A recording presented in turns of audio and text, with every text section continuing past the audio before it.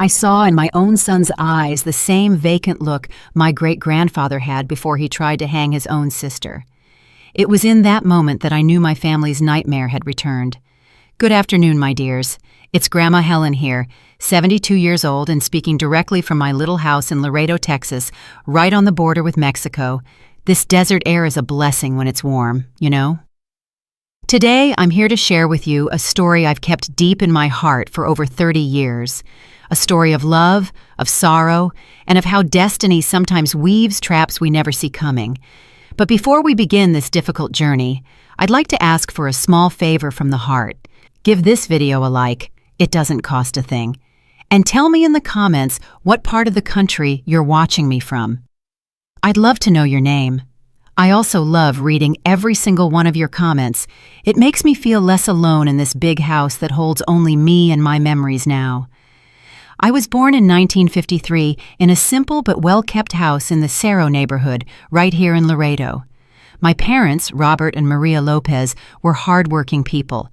Dad was a carpenter who made furniture that was truly a work of art, with curves and carvings you rarely see anymore. Mom was a seamstress for hire, mainly making party dresses. The house was always filled with colorful fabrics, laces, and ribbons she used in her work. I had a happy childhood, you know. I'd play in the street with the other kids and walk to school holding hands with my older sister Josephine. Our house didn't have luxuries, but we never went without food on the table, or love. Oh, and how there was so much love in that house. My father, even when he was tired from work, always found time to tell stories before bed. My mother would hum all day long while she sewed, making the house feel brighter, more alive. The only shadow on our family came from the stories about my paternal great-grandfather Antonio. He died long before I was born, but the stories about him were whispered by the adults when they thought we children weren't listening. They said he had mental problems, that he would sometimes go for days without sleeping, talking nonsense, and seeing people who weren't there. That he once tried to hang his own sister because he thought she had been replaced by a snake disguised as a person. "It's a thing that runs in the blood," my grandmother would quietly tell my mother. "Thank God it skipped a generation. Neither your father nor you had it." I grew up hearing those stories like scary tales, with a shiver down my spine, but knowing it was a thing of the past that wouldn't affect me. How wrong I was, my God. But let's take it slow because this is a long story, and I want to tell you every little detail. I finished school when I was 18, in the early 70s. It was a beautiful time, you know. You dreamed, you had hope for the future, even with all the country's difficulties. I got a job as a secretary at an accounting firm downtown. I didn't make much, but I helped out at home and still had a little money left over to buy some lipstick and new sandals once in a while. It was at that firm that I met Felipe. Oh my God, Felipe. Just saying his name, even after all these years, my heart still flutters differently. He was an accountant, a recent graduate who had moved from Dallas to work in the city. He had broad shoulders, dark hair, and the most striking thing, those honey-colored, almost golden eyes when the sun hit them just right. A handsome man, you see, not just because he was my husband, no, but he was a sight to behold. I remember our first meeting like it was yesterday. He came into the office carrying a stack of files he could barely balance. I was organizing some documents, and when I looked up, I saw this clumsy young man trying not to drop everything on the floor. I rushed to help him. Our hands touched for an instant, and that was it. It was like a jolt of lightning, you know? That electric current that runs through your whole body when you meet someone special. "Thank you so much," he said, with that smile that I would later discover was uniquely his. "I'm Felipe, the new accountant." "Helen," I replied, feeling my face heat up. "Welcome to the firm." It took him a whole 3 weeks to ask me out. 3 weeks of exchanged smiles in the hallways, of made-up excuses to come to my desk and ask about some client, of shared coffees in the little break room. When he finally mustered up the courage, it was to invite me to the movies to see Love Story, a romance. I said yes right away, of course. We dated for 2 years with all the respect that was customary back then. He would pick me up at home, talk to my parents in the living room, take me for walks in the park for ice cream, to the movies when there was a good film, and to city festivals where we would dance together, but always with that respectable distance that adults would observe. You know how it is? It was a beautiful courtship, without rush. Felipe was different from the other boys I knew. Gentle, attentive, respectful. He never raised his voice, even when we disagreed about something. He had this calm way of resolving things, talking it out, explaining his point of view, and he treated me like a queen. He'd bring me flowers for no special occasion and remembered little details I mentioned. He made a point of introducing me to everyone as the most beautiful and intelligent woman in Laredo. In 1975, he asked me to marry him. It was a Sunday after lunch at my parents' house. He asked to speak with my father alone, and they were locked in the small room that served as a carpentry workshop for almost an hour. When they came out, my father had tears in his eyes but a smile on his face. Felipe came to me, knelt right there in front of the whole family, and pulled a small box with a simple but beautiful ring out of his pocket. "Helen," he said, his voice trembling a little, "will you marry me and make me the happiest man in this world?" "I don't even need to tell you," I said, "yes, right?" The whole family applauded instantly. My mother cried, and my cousins immediately started arguing about the dress, the cake, and the flowers. We got married 6 months later in a simple ceremony at the First United Methodist Church of Laredo. We didn't have much money, but our families came together to make a beautiful party. My mother and my aunt spent weeks preparing sweets and appetizers. My father made a point of building the table for the cake with his own hands, using the most beautiful wood he could find. Friends took turns helping with the decorations for the church and the fellowship hall.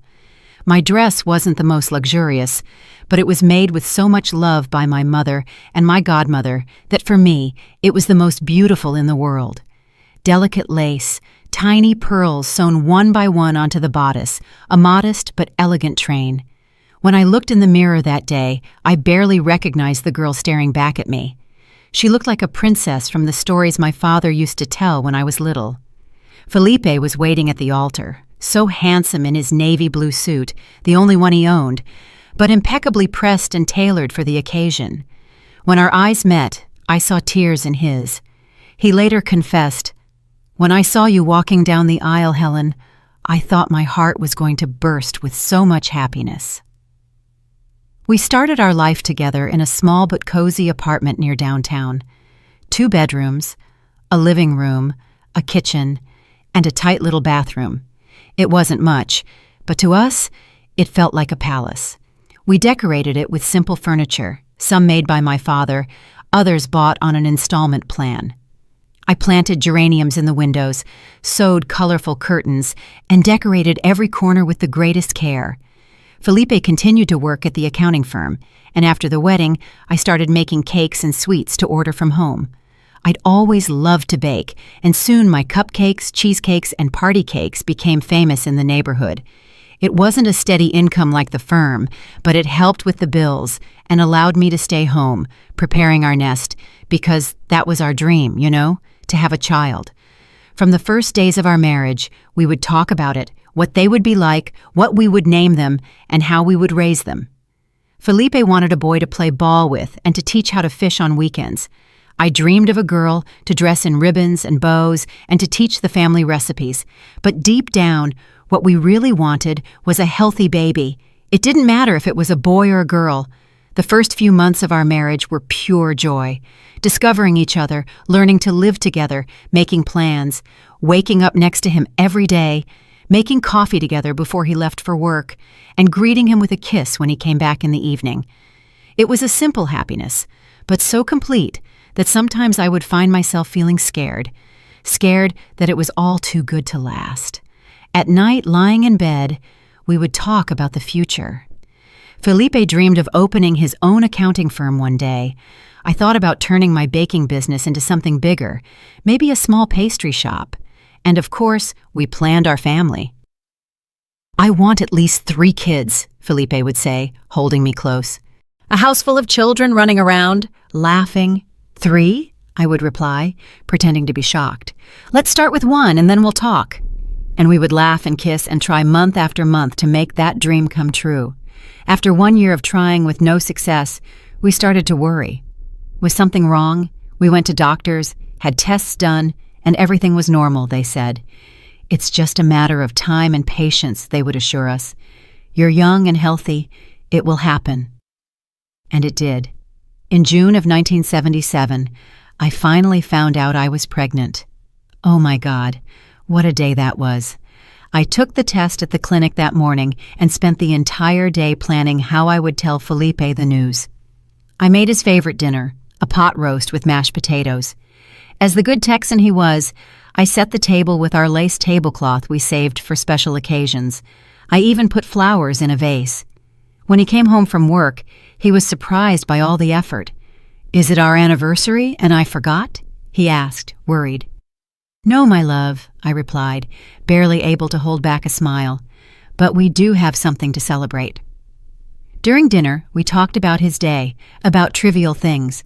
I was practically bursting with the desire to tell him, but I held on for the right moment. When we got to dessert, a chocolate pudding he adored, I placed a small package on the table. "What is this?" he asked, surprised.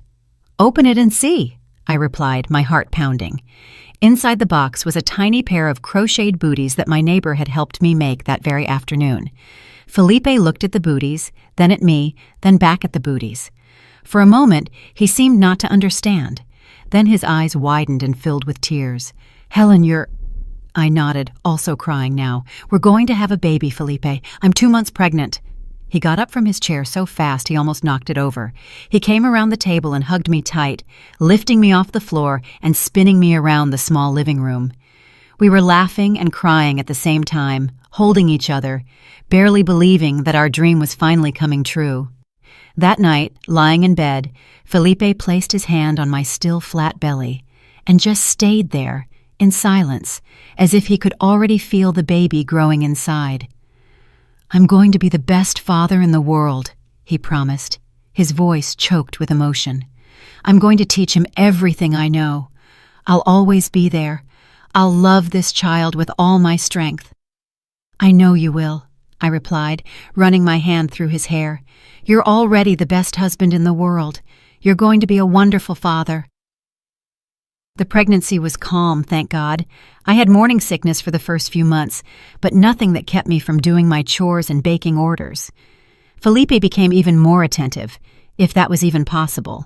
He'd come home from work with some fruit I was craving. He'd massage my feet when they swelled at the end of the day. He'd read books about babies and child development with so much dedication that sometimes I'd joke he was more pregnant than I was. In the 5th month, we found out we were having a boy. Felipe was so happy, he went out and told the whole town. "We're going to name him Michael Robert," he announced to anyone who would listen. "He's going to be an accountant like his father, or a doctor, or an engineer, whatever he wants to be." We prepared the baby's room with so much love. The walls, which were once white, were painted a light blue with white clouds that my cousin, who was good at drawing, painted for an entire Sunday. The crib was a gift from my parents. My father made a point of building it with his own hands, using the most beautiful wood he could find. My mother and aunts took turns making the layette. Sheets, diapers, blankets, tiny clothes that I would keep in the dresser, running my hand over each piece and imagining the little face that would soon fill those clothes. The last few months were filled with pure anticipation, my belly big, the baby's movements getting stronger, as if he couldn't wait to meet the world. Felipe would talk to my belly every night, telling him about his day, singing him lullabies, and making promises. "I'll take you fishing as soon as you get a little bigger," he would say. "I'm going to teach you how to play football, how to ride a bike, how to be a good man." Mike was born on a cold January morning in 1978, after almost 12 hours of labor. A chubby, rosy baby with a head of black hair that surprised even the doctors. "It looks like he was born with his hair combed," the nurse joked when they put him in my arms for the first time. I felt a love I didn't know was possible. It was as if my heart had doubled in size to accommodate all that feeling. Felipe, beside me, cried without any shame, his eyes fixed on the tiny bundle that was our son. "He's perfect," he whispered, gently running his finger over the baby's cheek. "Thank you, my love. Thank you for giving me this gift." We came home 3 days later, and our life entered a new phase. Sleepless nights, diapers to change, bottles to prepare, cries to decipher. But every challenge came with so much joy that we didn't even feel the tiredness. Mike's first smile, his first little tooth, the first time he rolled over on his own in bed, every milestone was celebrated as if it were the greatest achievement in the world. Felipe proved to be the father he promised he'd be. Even tired from work, he would come home and go straight to the crib. He would pick up our son, play with him, help with his bath, and tell him stories.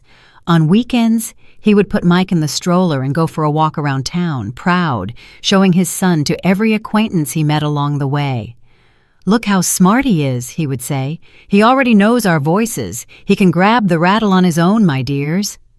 Looking back at those first few years, everything seemed so perfect. We had a beautiful family, a happy marriage, a healthy son who was growing up strong and smart. How could I have imagined that destiny had such a cruel turn in store for us? How could I have known that the same blood that ran in the veins of my great-grandfather Antonio, that man of whispered stories, also ran in my boy's veins? But I'm getting ahead of myself, getting lost in the story. These memories sometimes confuse me, you know. One moment I'm here, smelling homemade bread baking, hearing my little boy's laughter echoing through the house. The next moment, I'm already ahead, watching everything crumble like a sandcastle. My loves, if you've made it this far into the story, please type, "I'm listening," in the comments, so I know there are people on the other side keeping me company on this difficult journey. In the next part, I'll tell you about our family's golden years before the shadows started to appear. Stay with me. Yes, Mike's childhood was a dream, my dears. Those first few years brought so much happiness that even now, so many decades later, when I close my eyes, I can still smell that baby scent, hear those delicious giggles echoing through the house, and see those curious little eyes discovering the world. From a very young age, my son showed an extraordinary intelligence. At just 1 year old, he was already speaking a few clear words, mama, dada, water, while other children his age were still just babbling. At 2, he was forming complete sentences that left his daycare teachers impressed. "Grandma Helen, this child is a prodigy," they would say when I went to pick him up. "He talks like a little adult." Felipe was so proud his chest nearly burst his shirt buttons. He bought a Super 8 film camera on 12 installment payments, an incredible luxury for our situation back then, just to record every moment of our son's development. On weekends, he would turn the living room into a movie theater, projecting home movies of Mike on the white wall, taking his first steps, blowing out birthday candles, and playing at the park. "This boy is going to go far," he would say, his eyes shining with expectation. "He has his mother's intelligence and his father's determination. He's going to be a doctor, or maybe even a politician." When Mike turned 3 in 1981, we knew we needed a bigger house. Our little apartment, which once seemed like a palace, was now too small for our son's energy. He needed space to run, to explore, to grow. Luckily, Felipe's business was going well. He had been promoted to manager at the accounting firm, and my baking orders had built a loyal clientele that allowed me to contribute significantly to the family budget. We saved for months and were able to make a down payment on a simple but spacious house in the Vista Hills neighborhood. It had a backyard with a leafy lemon tree, 3 bedrooms, one for us, one for Mike, and one we dreamed of turning into a room for the second child we planned to have. In the front, there was a small porch where I put pots of geraniums and ferns, making the space my little corner of peace. The move to the new house coincided with Mike starting preschool. We carefully chose Little People Preschool, which had an excellent reputation and was only 4 blocks from home. On his first day, I got him ready with so much care. His uniform was impeccably pressed. His lunchbox was filled with sandwiches, fruit, and a surprise cupcake, and his hair was combed with gel smelling of kids' cologne. "You're going to love school, my love," I explained as we walked hand in hand. "You'll make lots of friends, learn new things, and play a lot." He looked at me with those big, serious eyes, the same honey-colored eyes as his father, and replied with a maturity that surprised me. "I know, Mom. I'm going to be the best student in the class." And he was. Mike adapted to school like a fish to water. In just a few weeks, the teachers were already talking about his quick learning, his creativity in drawings, and his natural leadership among the other kids. At home, he asked us to read to him every night, not children's stories, but grown-up books, as he called them. At not quite 4 years old, he already recognized all the letters and could put a few together into simple words. Felipe, beaming with pride, would bring home increasingly advanced children's books, puzzles with more pieces, and educational games that stimulated his mind. He would spend hours on the living room floor building cities out of blocks with his son, inventing fantastical stories about brave princes and mysterious dragons, and patiently answering the boys' curious questions about how things worked, from clocks to stars, from airplanes to ants. "Why is the sky blue, Dad?" "How do fish breathe underwater?" "Where does the sun go at night?" The questions never stopped, and Felipe made a point of looking for real, scientific answers, never underestimating his son's intelligence. Our routine found a comfortable rhythm in those years.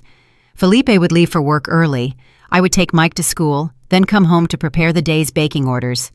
In the afternoon, I'd pick up our boy, and we'd spend a few hours together doing homework, playing in the backyard, and preparing dinner for Felipe to find when he came home from the office.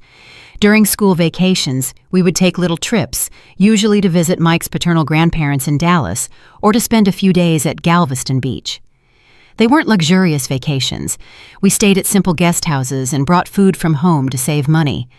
But they were precious moments, filled with simple joys like sandcastles, ice cream on the beach, and boat rides. I remember one of those trips in January of 1983 when Mike was 5 years old. We were at Galveston Beach on a sunny afternoon. Felipe had gone to buy us popsicles, and I was watching Mike play in the wet sand, focused on building an elaborate system of canals for the ocean water to flow in and out of. Suddenly, an older boy, he must have been around 8, came running and deliberately stomped right through the middle of the construction, destroying everything. I got up immediately, ready to intervene, to comfort my son, who I was sure was about to start crying. But to my surprise, Mike didn't cry. He looked at the boy with a strangely calm expression and said in a voice that didn't sound like a child's, "You're going to regret that."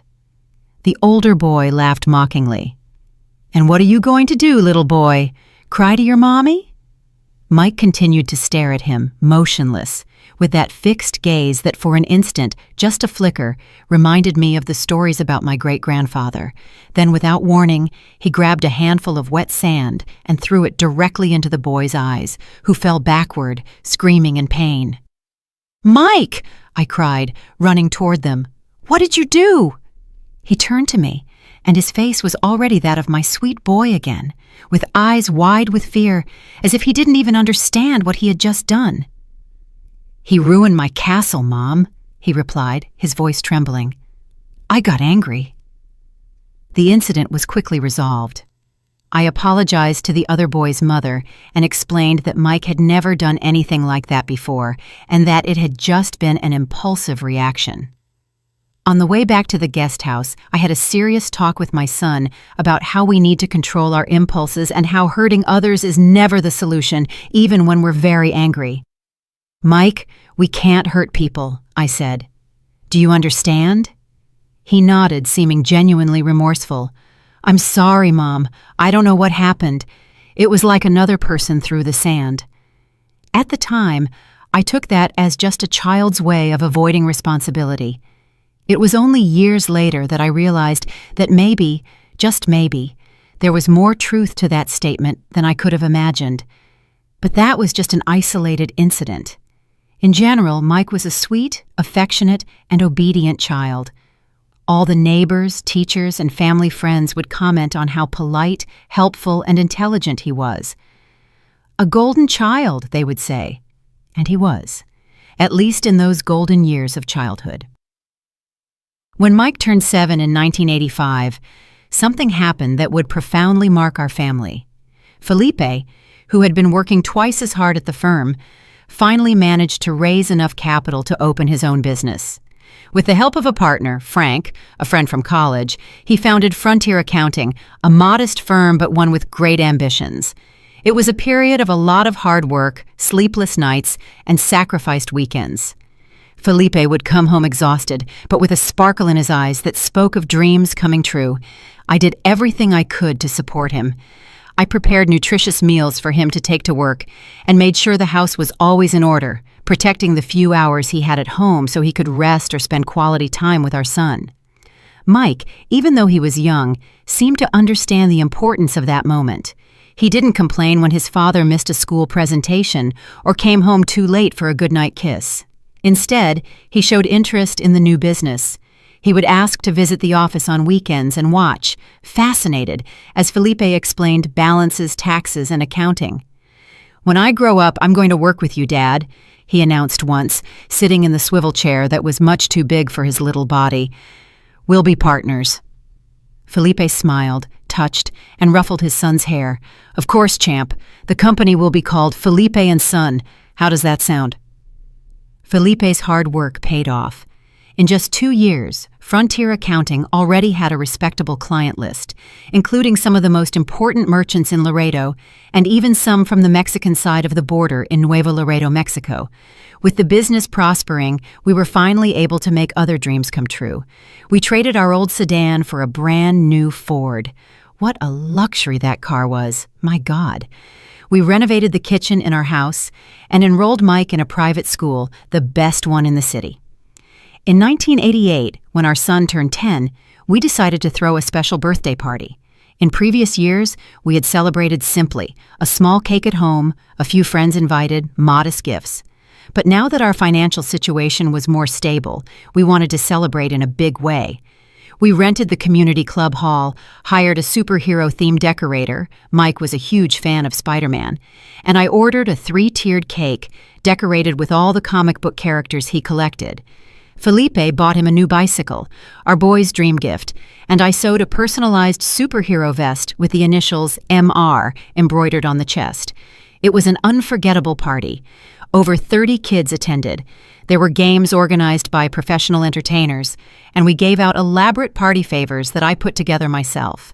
Mike was radiant, running from one place to another, greeting friends, and proudly showing off the vest I had made for him.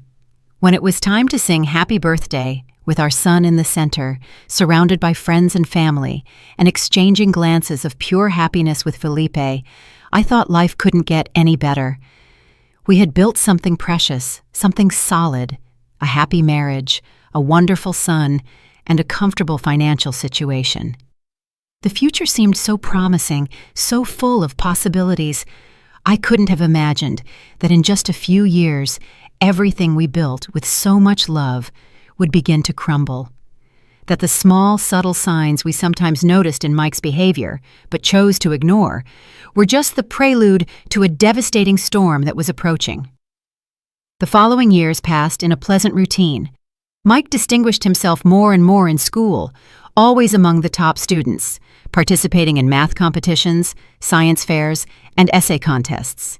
At 12, he was already reading complex books, keeping a journal where he wrote surprisingly mature thoughts, and demonstrating multiple talents, from playing the guitar, a birthday gift when he turned 13, to drawing with almost photographic precision. But we also noticed some peculiarities. He was an intense kid. When he became interested in something, he would dive in almost obsessively.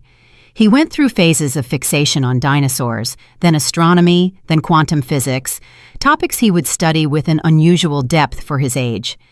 And he also had a solitary side. Despite being popular at school, he seemed to prefer his own company, spending hours in his room reading, writing, and drawing.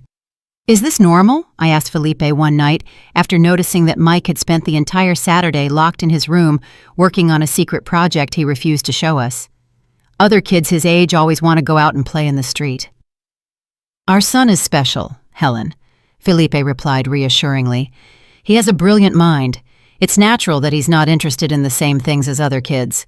Einstein was like that as a child, you know? I accepted that explanation because I wanted to believe it, because it was easier to see our son as a misunderstood genius than to admit that something might be wrong. And in fact, most of the time, Mike was just an exceptionally intelligent and slightly introspective teenager. He had friends, participated in school activities, and talked to us about his interests and his plans for the future.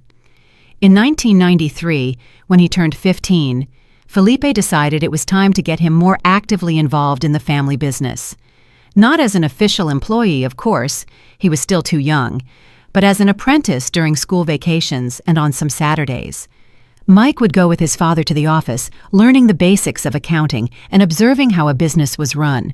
To our surprise and delight, he showed a natural aptitude for numbers, organization, and the logic of balances and statements. In just a few weeks, he could already perform simple tasks without supervision, filing documents, entering data into spreadsheets, and answering phone calls. Felipe was bursting with pride. "He has a knack for business, Helen," he would say, excited. "When he finishes college, he's going to revolutionize the firm. I'm certain that under his leadership, frontier accounting will expand throughout the state." Those were good times. Mike seemed to have found a purpose, something that channeled his intense mental energy in a productive way. At home, we talked about the future. He would study accounting, maybe at the University of Texas in Austin, or even down in Houston. Then he would come back to gradually take over his father's business. Everything seemed to be on track, planned and promising, until 1995. It was shortly after Mike's 17th birthday when I noticed the first significant changes in his behavior. It started with small things. He, who had always been so organized, started leaving his room a mess, clothes scattered, books piled up in disarray, notebooks open on his bed. His sleep, which had always been so regular, became erratic. Sometimes I would find him awake at 3 a.m, writing frantically in notebooks he would hide when I walked into the room. "I'm just studying, Mom," he would explain with a smile that didn't reach his eyes. "I have an important test tomorrow." But it was a school vacation, and there were no tests. His appetite also changed. He had always enjoyed eating, especially the meals I prepared with so much care. Now he would barely touch his food. He was visibly losing weight, his clothes starting to hang loosely on his adolescent body. "Are you eating enough, son?" I asked one night, worried as I watched him just push his rice around on his plate. "Are you sick?" "I'm not hungry," he replied dryly. "And stop treating me like a kid, Mom. I can take care of myself." The abruptness was also new. Mike had always been polite and respectful. Now he would answer with impatience, get irritated easily, and isolate himself more and more. Felipe tried to talk to him man to man, thinking it was just normal teenage rebellion. "Son, your mom is worried. I am too. If there's something bothering you, you can tell us. We're here to help." "There's nothing wrong with me," Mike exploded, slamming his bedroom door. "I just want you to leave me alone." We started getting phone calls from the school. Mike, the star student, was skipping classes. When he did attend, he seemed lethargic, unable to concentrate. Other times he was too agitated, interrupting teachers with questions or comments out of context. His grades, which were always excellent, plummeted. "We're worried," the school counselor said during a tense meeting. "Michael has always been one of our best students. This drastic change in behavior could indicate serious problems. Maybe drugs, maybe depression. Have you noticed anything at home?" Of course we had noticed, but hearing it from a professional's mouth, in the formality of that room with framed diplomas on the walls, made it all terribly real. This wasn't just a phase. Something was truly wrong with our son. We decided to take him to a doctor. It wasn't easy to convince him. He screamed and resisted, accusing us of thinking he was crazy. But Felipe was firm, using that authoritative tone he rarely needed to use for the first time. "It's not a choice, Mike. You're going to the doctor, and that's final." The family doctor ran a battery of tests, blood, urine, even a scan to rule out neurological problems. Everything was normal. "Physically, your son is fine. he assured us, but I strongly recommend a psychological or psychiatric evaluation. The word psychiatric hit our family like a bomb. Felipe initially resisted. "My son is not crazy, doctor." But I insisted. I had started to make connections I didn't want to make. The stories about my great-grandfather Antonio, Mike's age, 17, which was exactly when they said my great-grandfather's mental problems had started to manifest. "It's just one appointment, Felipe," I argued, trying to sound calmer than I felt. "If it's nothing, that's great. But if it's something that needs treatment, the sooner we find out, the better." Reluctantly, he agreed. I scheduled an appointment with Dr. Johnson, the only psychiatrist in town. He was an elderly man with a reputation for being competent, despite his somewhat old-fashioned ways. Mike refused to go on the morning of the appointment. He locked himself in the bathroom and wouldn't come out, not with pleas or threats. "You want to lock me up?" he screamed through the door. "You want to get rid of me like you did with the crazy old man of the family?" That sent a chill down my spine. We had never told Mike about my great-grandfather. How could he have known? When we finally managed to convince him to come out of the bathroom, Felipe threatened to knock down the door.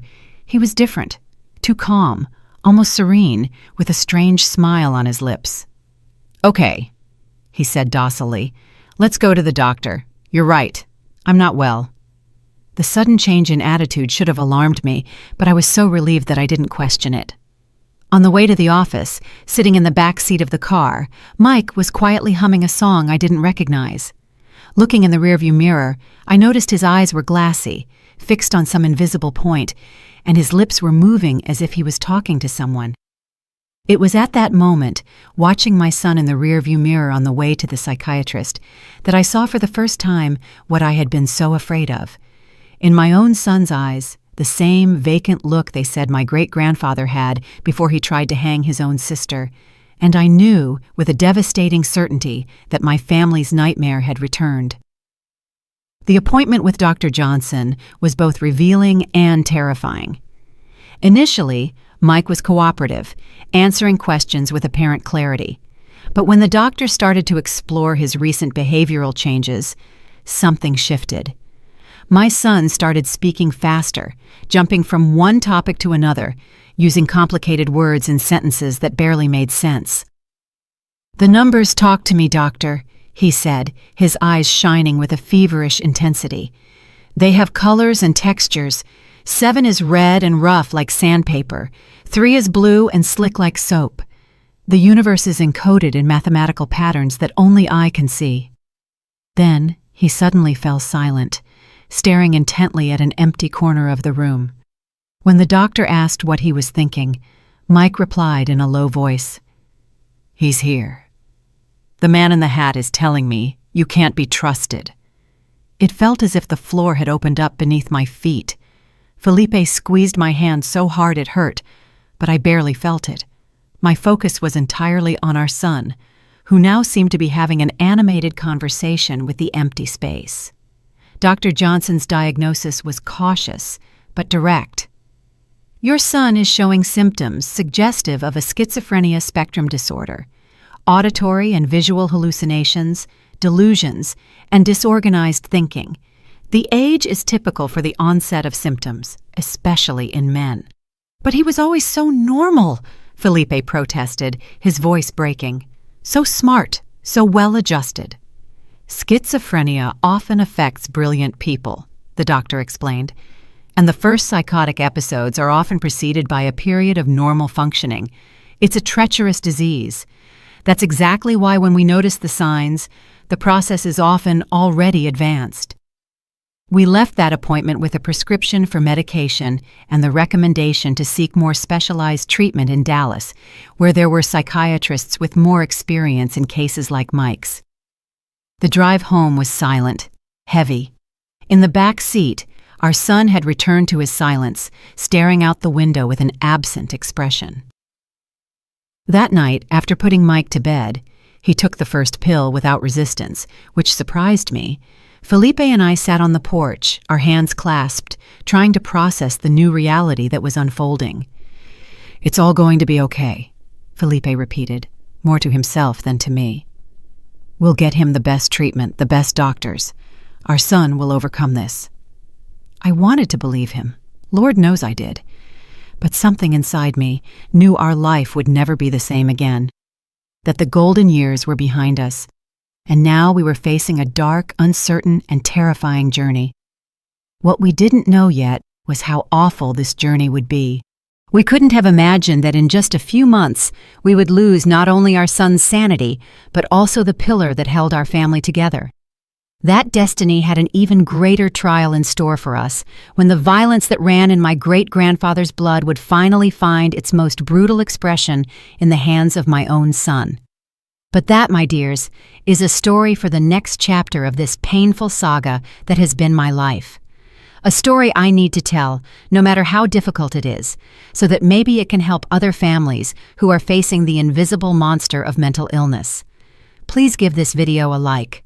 I'd appreciate it so much. In the weeks following the diagnosis, we lived in a strange limbo. The medication that Dr. Johnson prescribed seemed to calm Mike's most obvious symptoms, the hallucinations, the agitation, the disjointed speech. He started sleeping better, eating regularly, and even went back to school after 2 weeks of rest at home. We came to believe, for a brief and blessed moment, that maybe the doctor had exaggerated, that maybe it wasn't schizophrenia, just an isolated episode of stress, of mental exhaustion from a brilliant teenager under too much pressure. How wrong we were. In March of 1995, following Dr. Johnson's recommendation, we traveled to Dallas for a consultation with a specialist, Dr. Anthony Roberts, a renowned psychiatrist with extensive experience in psychotic disorders. His clinic was in a modern building in the neighborhood of University Park, so different from our doctor's old-fashioned office in Laredo. He had polite receptionists, a waiting room with comfortable armchairs, current magazines, and a decorative water fountain that created a calming atmosphere. Mike, surprisingly, was cooperative that day. He dressed appropriately, held a clear conversation during the 3-hour trip, and even joked with his father about the chaotic traffic in the big city. When we arrived, he sat calmly in the waiting room, flipping through a scientific magazine with apparent interest. "I'm feeling so much better," he assured us before going into the office. "I think these meds really work." Felipe squeezed my hand, a flicker of hope in his tired eyes. "See? Our boy is coming back." The consultation lasted almost 2 hours.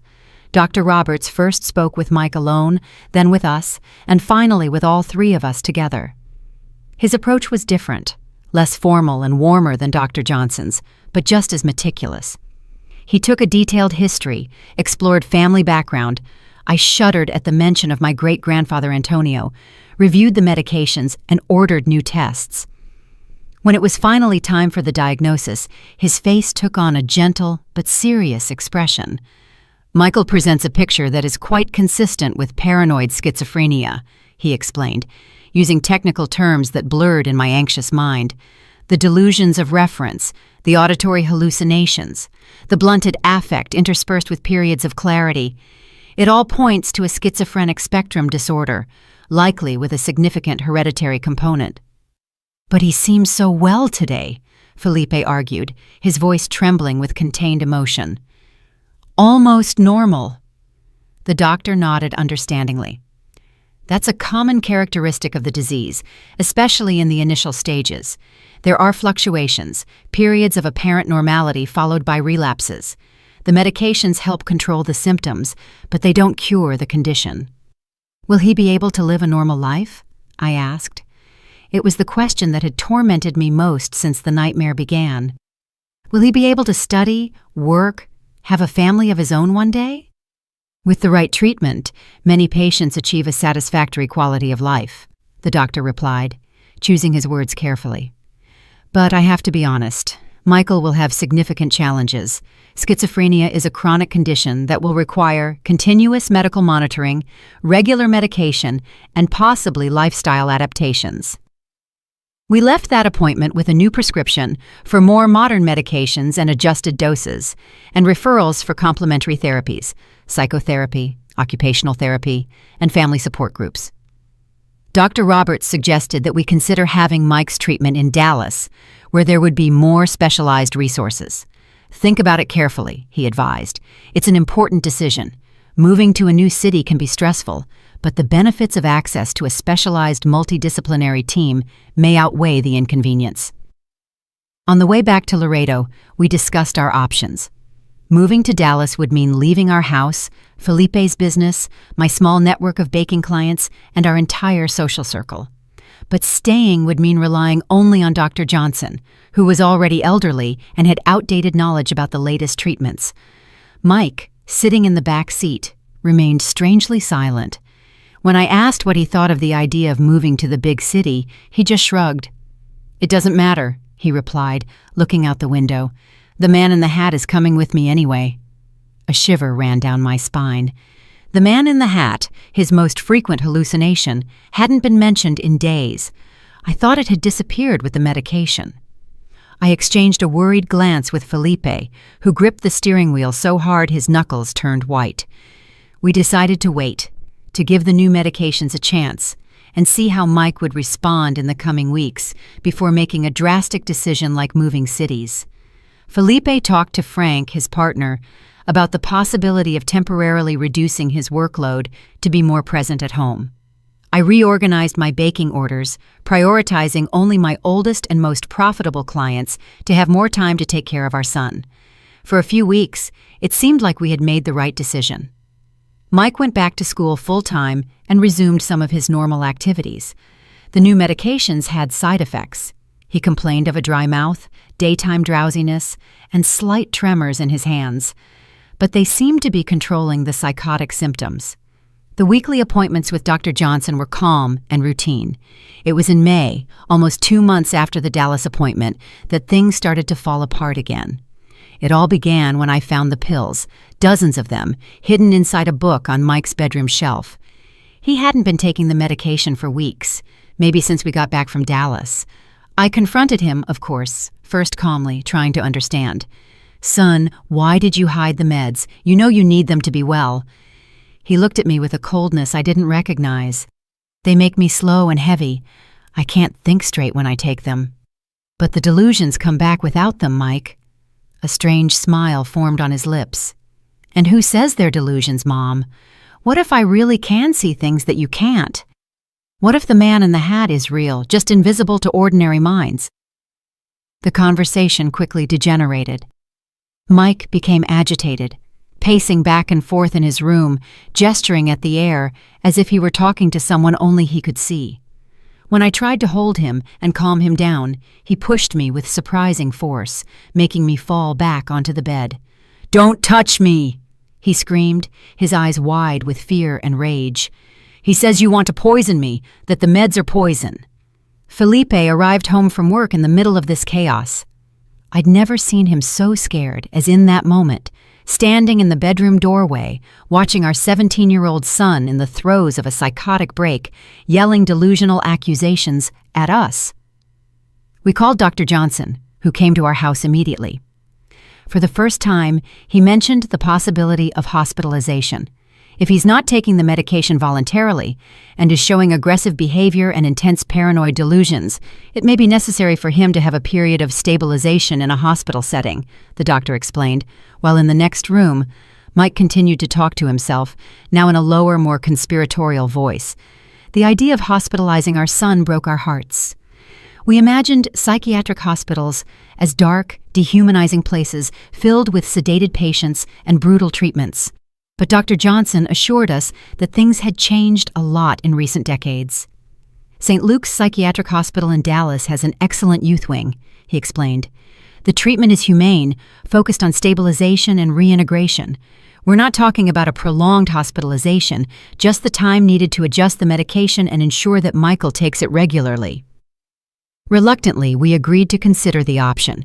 But before we could make any decision, Mike seemed to improve suddenly. The next morning, he came down for breakfast, calm and almost serene. He apologized for his behavior the night before and promised to start taking his meds regularly. He said he had had a moment of confusion, but now he was clearer. "It was just a slip-up, Mom," he explained, obediently taking the pill I placed beside his glass of juice. "It won't happen again." I wanted so badly to believe him, and for a few days I really did. I personally supervised every dose of medication, making sure he actually swallowed it, not hiding it under his tongue as I later discovered he had been doing. Mike returned to his routine: school, home, and sometimes a trip to his father's office on weekends. He seemed stable, almost normal. It was exactly when we let our guard down that the worst happened. One Friday in June, Mike didn't come home from school at the usual time. By 5 in the afternoon, I was starting to worry. By 6, I was in a panic. I called all his friends I knew, the school, even the small police station in town. No one had any news. Felipe went out to look for him, driving around the places our son used to frequent: the Central Park, the public library, the football field on the edge of town. Nothing. When he returned around 9 o'clock that night, his face was pale, his eyes red from holding back tears. "We're going to the police," he decided. "This isn't normal. Something has happened." We were getting ready to leave when we heard the sound of keys in the door. Mike walked in, his hair messy, his clothes dirty and wrinkled, and a strong smell of alcohol coming from him. "Where have you been?" Felipe practically shouted, a mix of relief and fury in his voice. "We've been worried sick." Mike smiled, a smile that didn't reach his eyes, a bitter, almost adult sound. "I went to meet some friends in Nuevo Laredo, people who actually understand me." Nuevo Laredo was the Mexican city on the other side of the border, literally a few steps away from downtown Laredo. The two cities were practically one, separated only by the Rio Grande, the famous border between the U.S. and Mexico. "What friends?" I insisted, noticing that his eyes were dilated, not just from the alcohol. "What did you take, Mike?" He laughed. "What makes me feel good, Mom? What keeps the voices away, better than those pills you force me to swallow?" Felipe stepped forward and grabbed his son's arm. "Did you use drugs? Answer me. What happened?" What happened next was so fast that I barely had time to process it. Mike pulled away with a sharp movement and then threw a punch at his father's face. Felipe stumbled backward, more surprised than hurt, blood trickling from the corner of his mouth. "Don't touch me," Mike yelled, his eyes wide and wild. "Neither of you touch me. You're not my parents. My real parents have been replaced." It was the classic Capgras delusion. I found out the name later in my desperate readings about the disease, the conviction that people close to you, usually family members, have been replaced by identical imposters. It's a common symptom in certain types of paranoid schizophrenia. That night was a nightmare. Mike alternated between periods of intense aggression, breaking objects and threatening us, and moments of pure fear, huddled in a corner, begging the imposters not to hurt him. We called Dr. Johnson, who came accompanied by 2 nurses from the small town hospital. It took physical force to restrain our son and give him a sedative. "We have no choice," the doctor said, watching Mike finally fall asleep on the living room sofa, surrounded by the wreckage of objects he had broken in his rage. "He needs immediate hospitalization." The next day, a cloudy Saturday that seemed to reflect the darkness in our hearts, we made the most difficult trip of our lives. Mike, still under the effects of the sedative, barely registered what was happening. We settled him in the back seat of the car, covered him with a blanket, and began the long trip to Dallas. The admission process at St. Luke's Hospital was surprisingly efficient, but emotionally devastating. We filled out forms, signed authorizations, and spoke with doctors, social workers, and psychologists. We repeatedly explained the story: the first symptoms, the diagnosis, the refusal to take medication, the violent episode from the night before. When it was time to say goodbye, Mike was clearer, starting to understand what was happening. The panic in his eyes when he realized he was going to be left there among strangers in an unfamiliar place almost broke my resolve. "Mom, don't do this," he begged, grabbing my hand tightly. For a moment, he was my boy again, not the disturbed young man from the night before. "Don't leave me here. I promise I'll be good. I'll take the meds. I'll do everything right." Felipe, beside me, swallowed hard, tears running freely down his face, which was marked by the night of terror. "It's for your own good, son, just until you're better." "I'm already better," Mike insisted, looking frantically around at the sterile white walls of the admission room. "Please, Dad, Mom, don't abandon me here." It took all my strength to let go of his hand, to take a step back when the nurses came to take him away. The scream he let out, an animal sound, pure suffering, still echoes in my nightmares. "You'll pay for this," he bellowed as he was led down the hallway. It was no longer my son's voice, but something distorted by rage and the disease. "You're not my parents. My parents would never throw me in a mental institution." In the car, heading home without our son, the silence between Felipe and me was dense, almost suffocating. Words seemed inadequate in the face of the magnitude of the pain we felt. He drove mechanically, his eyes fixed on the road, occasionally raising a hand to wipe away a stubborn tear. "We did the right thing," he finally murmured when we were halfway home. "We had no choice." "I know," I replied, even though a part of me wasn't so sure. "But why does doing the right thing hurt so much?" The days that followed were strange, ghostly. The house, which had once been so alive with Mike's presence, even on his most difficult days, now felt like a mausoleum. His empty room, the empty chair at the dining room table, the silence in the mornings where we used to hear his hurried footsteps getting ready for school. We called the hospital every day, anxious for news. In the first few days, the information was minimal. "He's adjusting," they would say. "A period of adjustment is normal." The first week, we couldn't visit him. It was part of the protocol for patients in acute crisis, they explained. Finally, after 10 days that felt like an eternity, we were allowed to visit our son. We made that 3-hour trip to Dallas again, our hearts heavy with a mixture of hope and fear. The hospital wasn't the gloomy place I had feared. The youth wing, in particular, was surprisingly welcoming. Walls painted in light colors, a common room with games and books, and simple but clean rooms shared by a maximum of 2 patients. Mike was sharing his room with a younger boy, who seemed to have some kind of mood disorder. When he saw us in the visiting room, Mike didn't show the joy we had secretly hoped for. He was calm, almost apathetic. "It's the effect of the medication," the nurse later explained. We talked for almost an hour about trivial, superficial things. He asked about the house, about the neighbors, about Felipe's work. He avoided mentioning his condition, the treatment, or when he could come home. It was only when we were getting ready to leave that he finally looked us in the eyes, a clear, lucid gaze, the gaze of our Mike from before. "I'm sorry for what I did," he said in a low voice. "I wasn't there. I wasn't myself that night." Felipe hugged him, sobbing without shame. "We know, son. No one blames you. We just want you to be well." "I will be," he promised, returning the hug with an intensity that surprised me. "The doctors here are good. I'm taking the meds. The voices are quieter, more distant." We went home feeling more relieved, with a renewed sense of hope. Maybe, after all, the hospitalization had been the right decision. Maybe our son was on the road to recovery. The following weeks followed a pattern. We would visit Mike every Saturday, always noticing small improvements.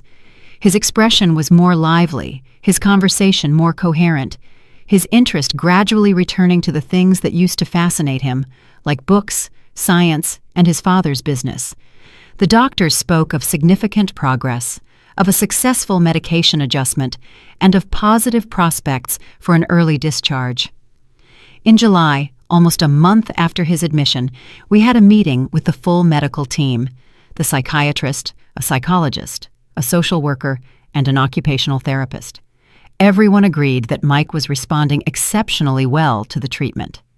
We discussed the next steps: hospital discharge, outpatient follow-up, and the possibility of him returning to school in the second semester. It's important to establish a structured routine, but without excessive pressure, the psychiatrist recommended. The return to normal activities must be gradual and monitored. We decided that Felipe would temporarily rent a small apartment in Dallas. I would move there with Mike so he could continue outpatient treatment while readapting to life outside the hospital. Felipe would divide his time between Laredo, where the accounting firm required his presence, and Dallas, coming on weekends and holidays. "It's not ideal, but it's temporary," Felipe assured me, though I could see the worry in his eyes. Not just about the separation, but about the finances. Renting a property in the city, maintaining 2 homes, and the frequent travel would be a considerable burden on our budget. The important thing is that our son gets the best possible treatment. At the end of July, Mike was discharged. He left the hospital a different young man, thinner, with a more serious, more adult look than his 17 years suggested, but also more stable, more present, and more aware of his condition and the need to take care of it. "I won't stop taking my meds again," he promised, as we loaded his few belongings into the car. "I learned the hard way what happens when I do." Our rented apartment was in the Country Club Estates neighborhood, not as elegant as University Park, where Dr. Roberts had his clinic, but still a pleasant area with easy access to the hospital for follow-up appointments. It was small, 2 bedrooms, a combined living room and kitchen, and 1 bathroom, but it was cozy in its own way. I furnished it with the essentials, trying to create a welcoming environment with the limited resources we had. Felipe stayed with us for the first weekend, helping us get everything organized and making sure we were comfortable and safe. When he left on Sunday night, I felt a pang in my heart that had nothing to do with the normal longing of a couple temporarily separated. It was a premonition, a vague but persistent fear that something was wrong, that our apparent victory over the disease was fragile and temporary. "It's all going to be okay," Felipe assured me, hugging me tightly before getting into the car for the long trip back. "We're on the right track now." The first few weeks in Dallas were surprisingly calm. Mike followed the treatment rigorously, therapy 3 times a week, a bi-weekly psychiatric appointment, and his medication at the exact times. He started attending a support group for young people with mental disorders, where for the first time he could talk with people who truly understood what he was going through. I enrolled him in a preparatory course for the university entrance exam, less demanding than regular school but still stimulating for his eager mind. On good days, he reminded me of the Mike from before, curious, articulate, and full of plans for the future. "I still want to go to college," he told me one night as we had dinner at the small kitchen table. "Maybe not accounting like Dad wanted. I'm thinking about psychology, to better understand what goes on in here," he said, pointing to his own head with an ironic smile on his lips. There were bad days too, of course, days when the medication seemed too heavy, leaving him lethargic and distant. Days when the side effects, tremors, dry mouth, dizziness, left him frustrated and irritable. Days when the voices, though quieter, were still there, whispering doubts and fueling fears. "The man in the hat still appears sometimes," he admitted during a joint session with his therapist, "not as clear as before, but like a shadow out of the corner of my eye, and I don't believe what he says anymore. I know he's not real, but he's still there." Felipe came every weekend, just as he promised. He would arrive on Friday night, exhausted from the trip and the intense work week, but always with a smile and with gifts. A new book for Mike, flowers for me, and typical border snacks that we knew we wouldn't find in Dallas. We spent those 2 precious days like a normal family. We'd go to the movies, walk in the park, and visit the old neighborhood. Mike seemed especially lively on those occasions, as if his father's presence completed a circuit, restoring a vital energy that was missing on weekdays. When September arrived, marking 2 months of this arrangement, we started to discuss the possibility of returning to Laredo. Dr. Roberts was cautiously optimistic. "Michael is making good progress," he acknowledged during an appointment that Felipe also attended. "But I still recommend a few more months of intensive follow-up here in the city before considering returning to his hometown. His stability is still relatively recent." Felipe sighed, the exhaustion evident on his face. The weekly trips, the double responsibility, managing the firm at the border and supporting the family in Dallas were taking their toll. "We'll follow the medical recommendation," he agreed, always prioritizing our son's well-being above any personal convenience. "But I need to find a more sustainable solution for the firm. I can't keep being away 4 days a week indefinitely." The solution came in the form of an unexpected proposal. Frank, Felipe's partner, suggested opening a branch of Frontier Accounting in Dallas. He would stay in charge of the main office in Laredo, while Felipe would develop the new operation in the big city, allowing the family to finally reunite permanently. "It's financially risky," Felipe admitted when we discussed the idea. "Opening a branch in a big city with fierce competition. But it might be our best opportunity to be together without compromising Mike's treatment." The decision was made. In the following months, while Mike continued his treatment, Felipe immersed himself in the new branch project, looking for a suitable location, handling the bureaucracy, and starting to build a client base from scratch.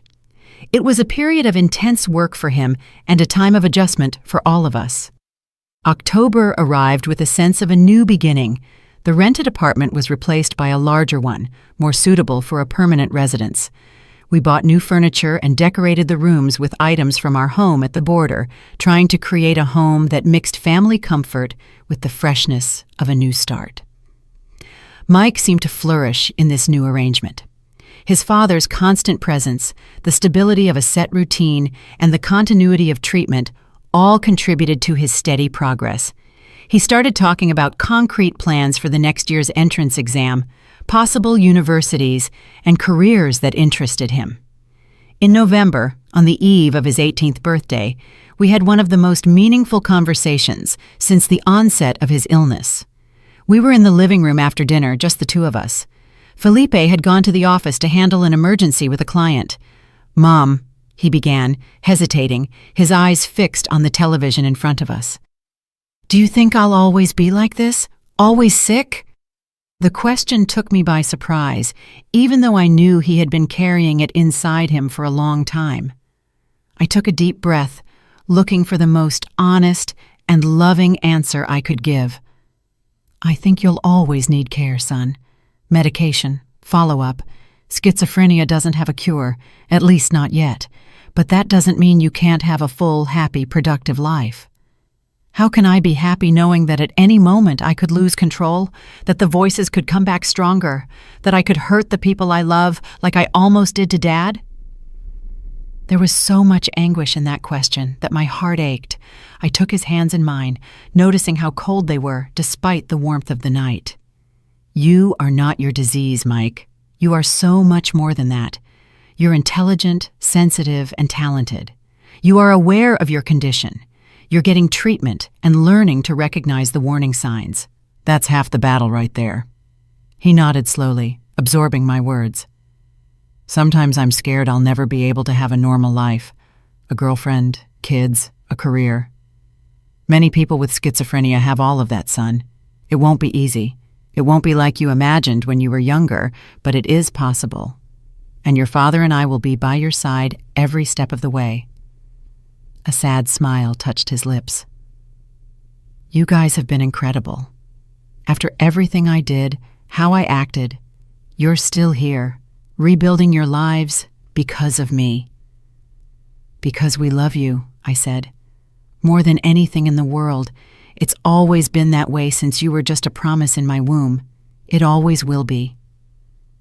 That night, lying in bed, waiting for Felipe to come back, I reflected on our journey so far, the devastating diagnosis, the painful hospitalization, the move to Dallas, and the gradual reconstruction of our lives around this new reality. It had been the most difficult year of our lives, without a doubt, but also a year of discoveries, of strengthening our bonds, of a deeper understanding of what truly mattered. I fell asleep with a sense of peace I hadn't felt in a long time, a fragile peace, perhaps built on still unstable foundations, but peace all the same. I couldn't have imagined that it would be the last peaceful night I would have for a very, very long time. That destiny, still not satisfied with the trials it had imposed on us, was preparing its cruelest, most heartless blow, a blow that would not only destroy the fragile stability we had achieved, but also irrevocably take the man who had been my safe harbor for over 20 years. That night in November of 1995 started like so many others. Felipe called to say he would be a little late at the office. An important client from the border was having serious problems with his tax returns and needed urgent help. "Don't wait up for me," he said, his voice tired over the phone. "It might take a while." I had dinner with Mike, we watched a show on TV, and we talked about the plans for his upcoming 18th birthday. Around 10 o'clock, he took his nightly medication and went to bed. I stayed up a little longer in the living room, knitting a sweater that would be Felipe's Christmas gift, trying not to look at the clock every 5 minutes. 11, midnight, 1 in the morning. Exhaustion finally overtook me. I left a note on the kitchen table. "There's food in the oven. I love you," and went to sleep, imagining that I would find Felipe next to me when I woke up, just like so many other times he had come home late at night. The phone rang at 4:27 in the morning. I know the exact time because I looked at the digital clock on the nightstand, those red numbers glowing in the darkness of the room. 4:27, the moment my life changed forever. It was Frank, Felipe's partner, calling from Laredo. His voice was trembling so much that I could barely understand the first few sentences. Something about an accident, a fight at a bar, the police trying to make contact. "Calm down, Frank," I said, sitting up in bed, my heart already racing with a terrible premonition. "What are you talking about? What accident? Is Felipe... He's dead." The words hit me like a physical punch, stealing my breath, making the room spin around me. It couldn't be true. Felipe was in Dallas, working at the firm. Frank must have been confused, drunk maybe, or it was some kind of sick joke. "That doesn't make any sense," I replied, my voice steadier than I expected. "Felipe is here in Dallas. He stayed late at the office last night." There was a heavy silence on the other end of the line. Then Frank's voice, now choked with sobs, said, "He was here, Helen. He came yesterday afternoon to handle the situation with Al Mendoza, that winery client.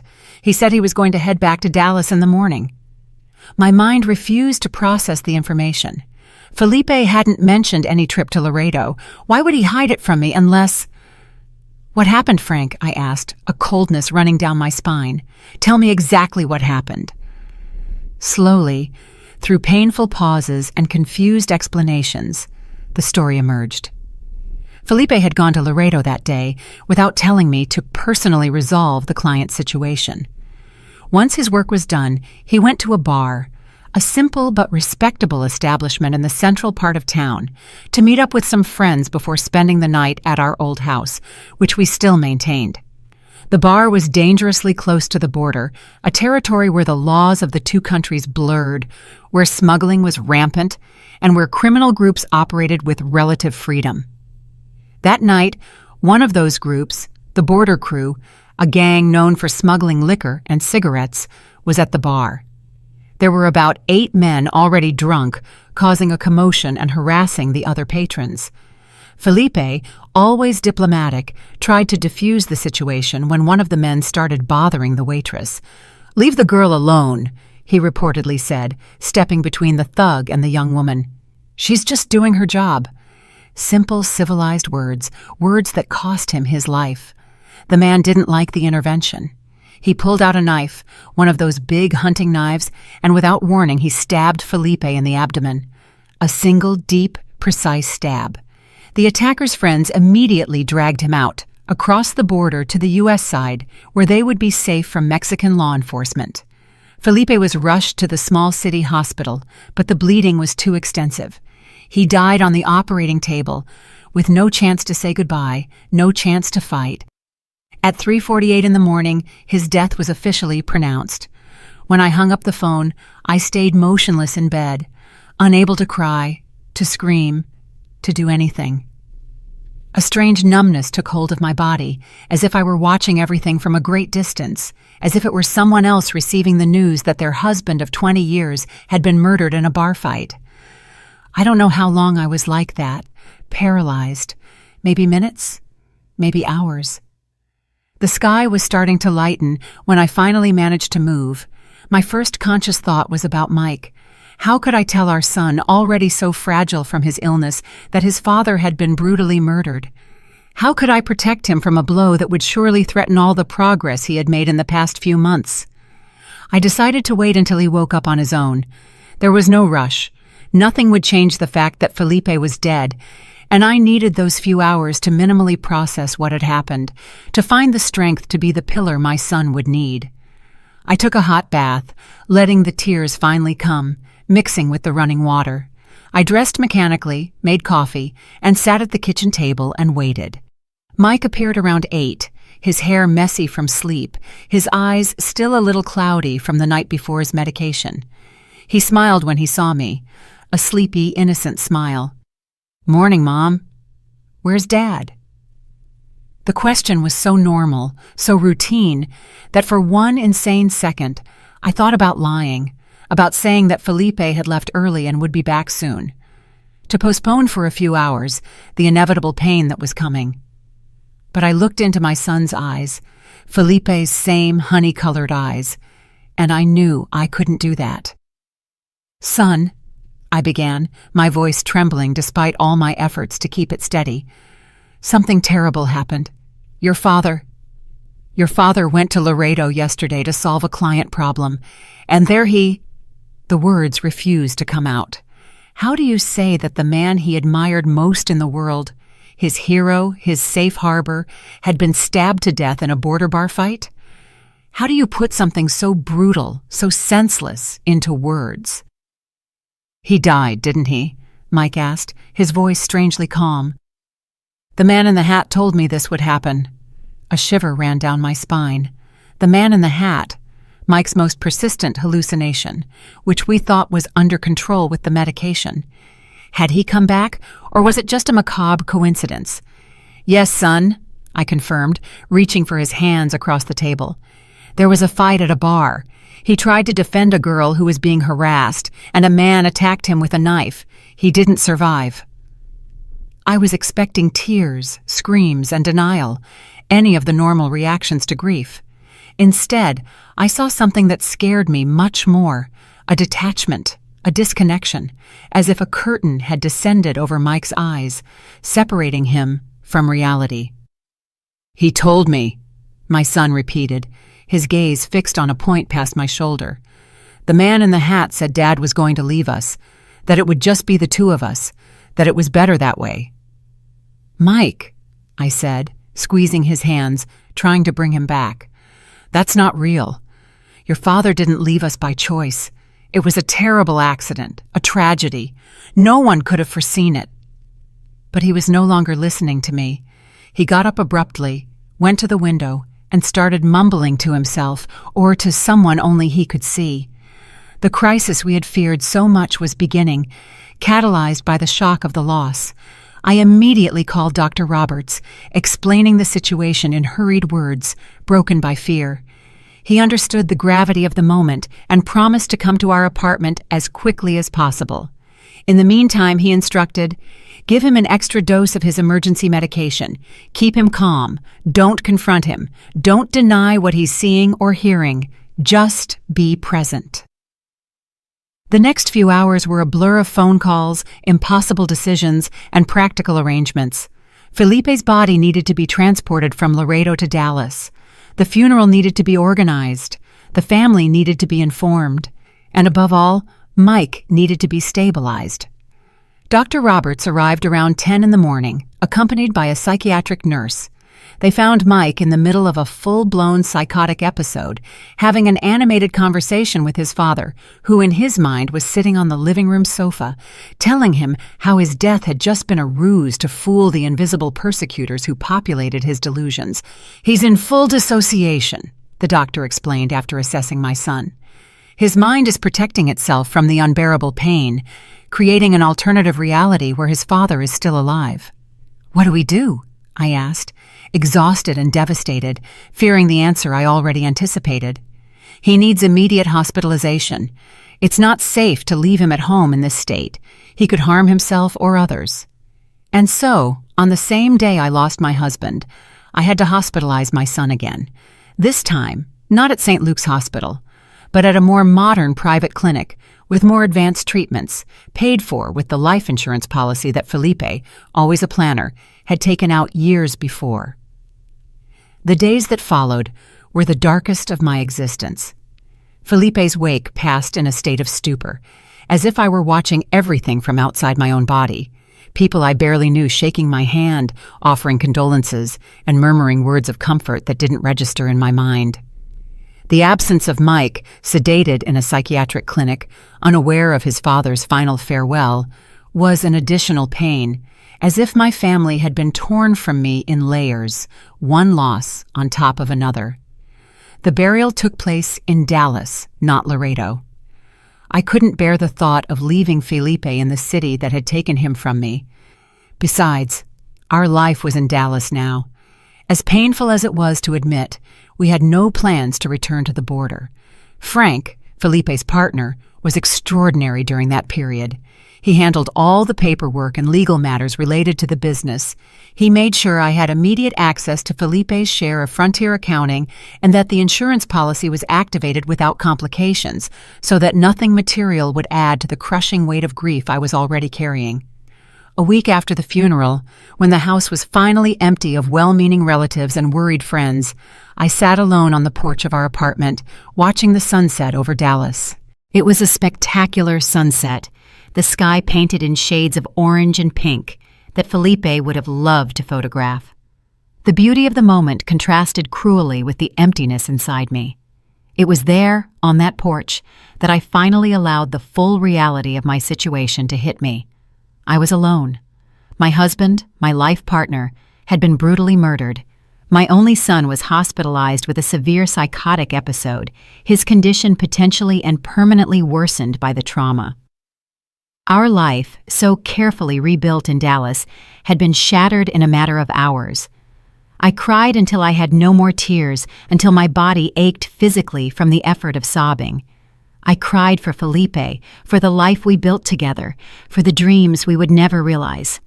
I cried for Mike, for the uncertain future that awaited him, for the constant battle against the demons in his mind. I cried for myself, for the woman I was and would never be again.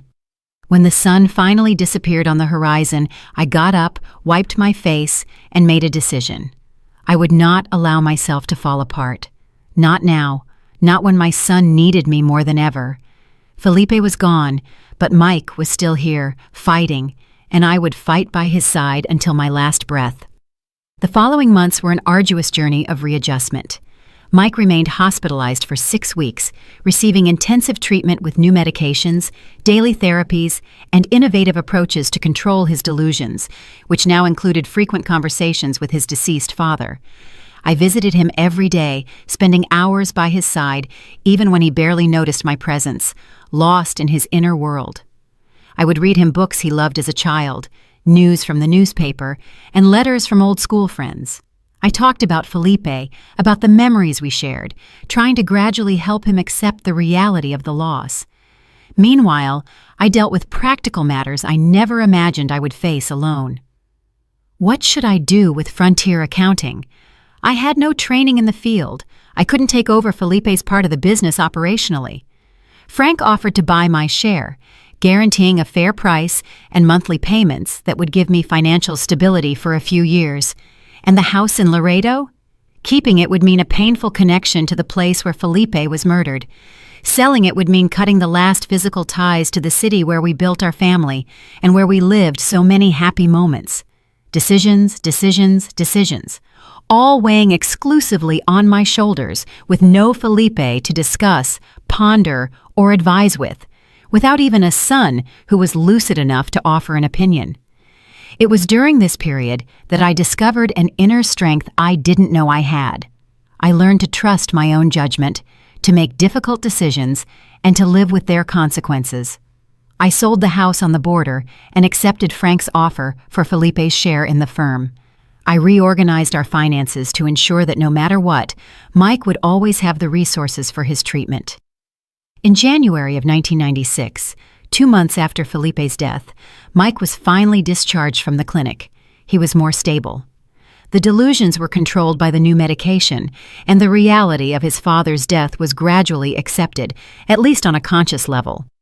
But it was a different young man who came home, quieter, more withdrawn, with a distant look that rarely brightened. The doctors explained that this was to be expected, a combination of the effects of the stronger medication, the natural process of grief, and the evolution of schizophrenia itself. "He may never be exactly as he was before," Dr. Roberts warned during one of our appointments. "The important thing now is stability, security, and routine." And that's what I tried to provide. I turned our apartment into a sanctuary of calm and predictability. Regular times for meals, medication, and therapy. A calm environment without excessive stimuli that could trigger a crisis. A constant presence, attentive but not suffocating. Mike had just turned 18, legally an adult, but emotionally more vulnerable than a child. The dream of college was temporarily put on hold. Instead, he started going to a psychosocial rehabilitation center 3 times a week, where he participated in therapeutic workshops, support groups, and recreational activities with other young people in similar situations. The routine worked for a while. There were even moments of hope, sparks of the old Mike emerging occasionally, a perceptive comment about a book he was reading, an unexpected joke during dinner, a renewed interest in drawing, an activity he had always loved as a child. But the stability was fragile, built on shaky foundations. All it took was a trigger, a photo of Felipe he found unexpectedly, a song on the radio that reminded him of his father, the casual mention of Laredo in some conversation. For the anxiety to rise, for his gaze to become distant again, for his lips to start moving in silent conversations with invisible interlocutors. At first, these relapses were brief and controllable with emergency medication, with breathing techniques he had learned in therapy, and with my reassuring presence by his side. But little by little, they became more frequent, more intense, and more difficult to reverse. In March, there was a particularly terrifying incident. I woke up in the middle of the night to find Mike standing next to my bed with a pocket knife in his hand, his glassy eyes fixed on me. "He said I need to check," he murmured, his voice distant and mechanical, "to check if you're real or an imposter." I managed to calm him down, get him to hand over the knife, lead him back to his room, and administer the emergency medication. But something inside me broke that night. The cruel reality of our situation became impossible to ignore. My son, in his moments of crisis, posed a real danger to himself and potentially to me. The next morning, I called Dr. Roberts. The conversation was long and painful, filled with tears on my part and thoughtful silences on his. In the end, the conclusion was inevitable. Mike needed a level of supervision and care that I alone could no longer provide. "There are options," the doctor assured me, his voice gentle but firm. "We're not talking about an old-fashioned asylum, Helen. There are modern humane therapeutic residences where he would have 24-hour monitoring, structured activities, and interaction with other patients, and you could visit regularly." "Like a nursing home?" I replied bitterly, guilt already gnawing at my heart. "I'm abandoning my son." "Absolutely not," he insisted. "You are doing what is best for him, ensuring he receives the care he needs. It's an act of love, not abandonment." I wanted to believe him. I needed to believe him. But in the weeks that followed, as I visited institutions, spoke with professionals, and filled out forms, the feeling that I was betraying Mike and failing as a mother never left me. How could I explain to an 18-year-old, already so fragile from the loss of his father, that he could no longer live with his mother? How could I make him understand that it wasn't rejection or abandonment, but the only way to ensure his safety and well-being? The conversation I had dreaded finally happened in April, on a sunny afternoon. Mike was having a good day, lucid and present, and he even helped me prepare lunch. I sat with him on the porch, his hands in mine, and explained as lovingly as possible what was about to happen. To my surprise, there was no resistance, no accusations, just a nod of understanding, a resigned sigh, and then a question that broke my heart. "Is it because of that night with the pocket knife? You're scared of me, aren't you?" "I'm not scared of you, son," I replied, tears already blurring my vision. "I'm scared for your safety. When the voices get too loud, you could hurt yourself badly. I wouldn't forgive myself if something happened to you while you were in my care." He nodded slowly, his gaze drifting to the horizon. "The man in the hat says it's better this way, that I need to be away from you, that I'm a danger." Those words hit me like a stab. The disease was stealing not only my son's mind, but also his right to be loved unconditionally, to feel worthy of care, closeness, and normalcy. "The man in the hat is wrong," I said firmly, holding his face in my hands and making him look into my eyes. "You are not a danger. You are my son, my heart outside my body. That will never change, and I'm not sending you away. I'll be with you every day, visiting you and participating in your treatment. We'll just be sleeping in different places." I don't know if he really believed me.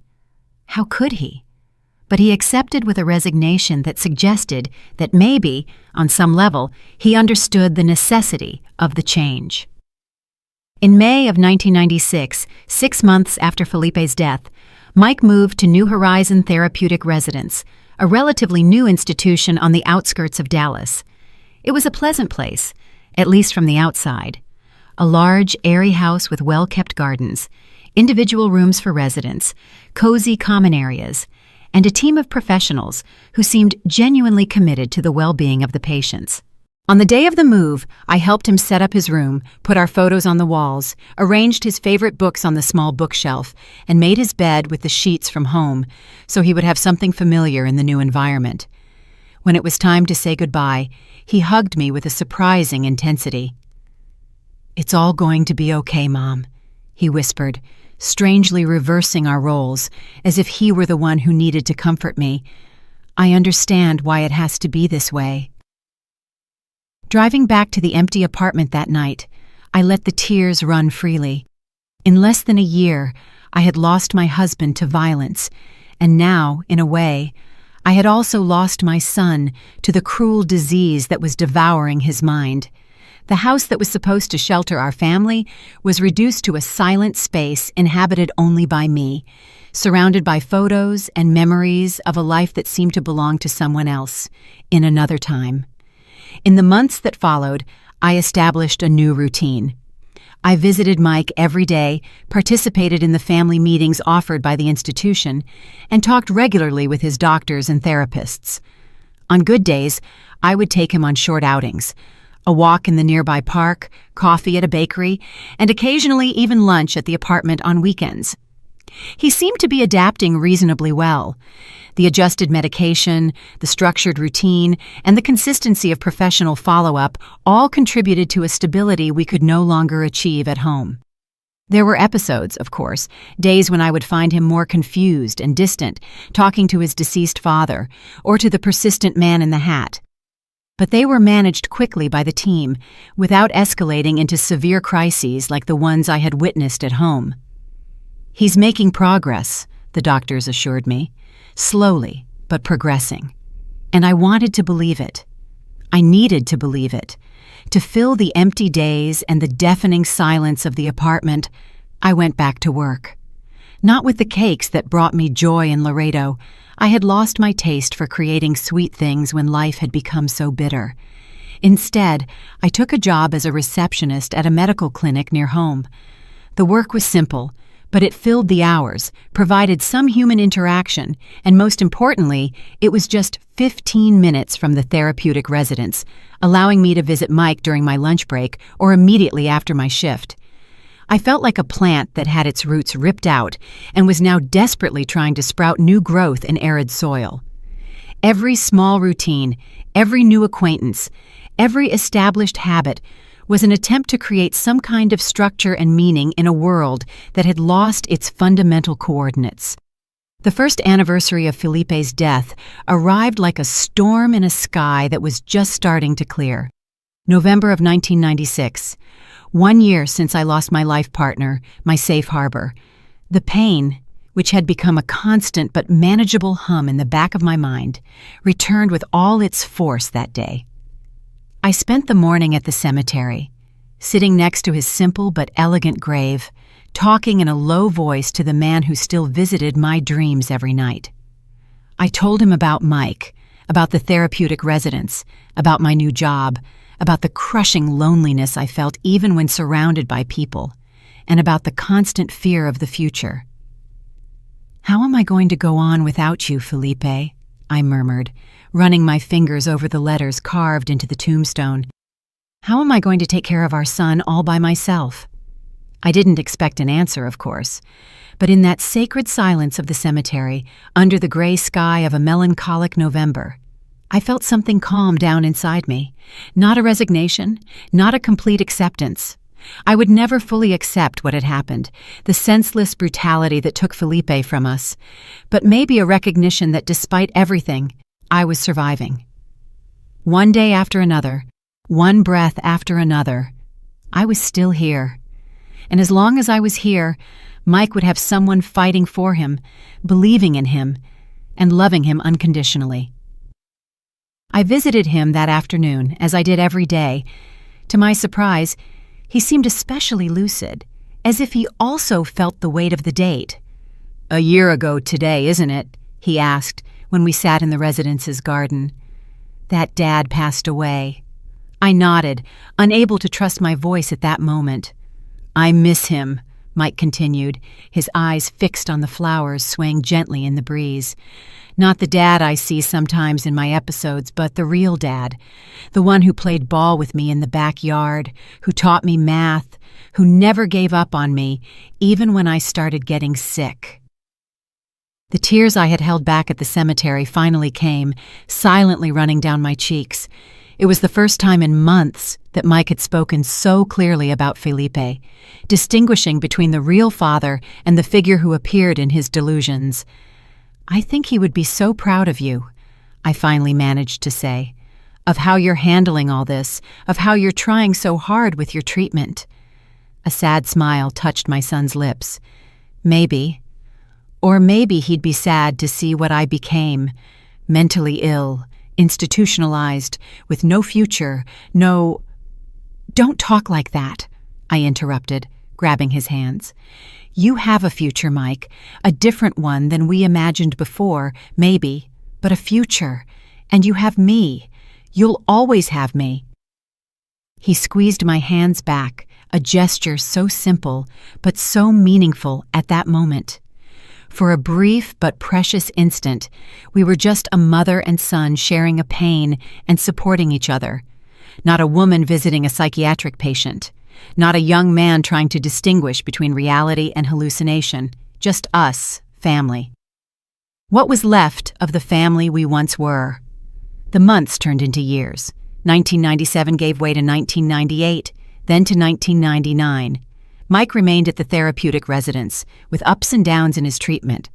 There were periods of admirable stability when he would actively participate in workshops, develop relationships with other residents, and even show interest in resuming some studies. And there were crises, some so severe that they required temporary hospitalization in more intensive clinics. I continued my routine, my job at the medical clinic, which eventually turned into a more stable administrative position, my daily visits to Mike, and the upkeep of the small apartment that I never truly came to feel was home, an existence that was constant but empty, defined more by absences than by presences. The turn of the millennium brought innovations in the treatment of schizophrenia, more effective medications with fewer side effects, innovative therapeutic approaches, and a greater understanding of the disease, its mechanisms, and how to manage it in a more humane and efficient way. Mike, now 22, benefited from these innovations. Gradually, with the new medication, his crises became less frequent and less intense. The man in the hat, who had haunted him for years, began to appear less often until he became an almost ghostly presence, a distant echo rather than a dominant voice. In 2001, something unexpected happened. The therapeutic residents started a partial reintegration program. More stable patients could spend a few days a week outside the institution in controlled family environments as part of the process of readapting to community life. Mike was one of the first to be selected. "He's ready," his psychiatrist, Dr. Williams, who had been following his case for years, stated. "He still needs supervision. He'll still have bad days. He still needs a structured environment, but he can benefit from more time at home, more autonomy, and a more consistent connection with the outside world." I can't describe the mix of emotions I felt. Joy, hope, but also a paralyzing fear. What if he had a severe crisis while he was in my care? What if the triggers at home were too strong? What if I couldn't protect him, just like I couldn't protect him that terrible night with the pocket knife years ago? But above all was the deep desire to have my son back, even if it was only partially, even if it was under controlled conditions, to make him breakfast, to watch TV together at night, to create new memories that weren't limited by the institutional walls of the residence. And so, in September of 2001, Mike began spending weekends at home.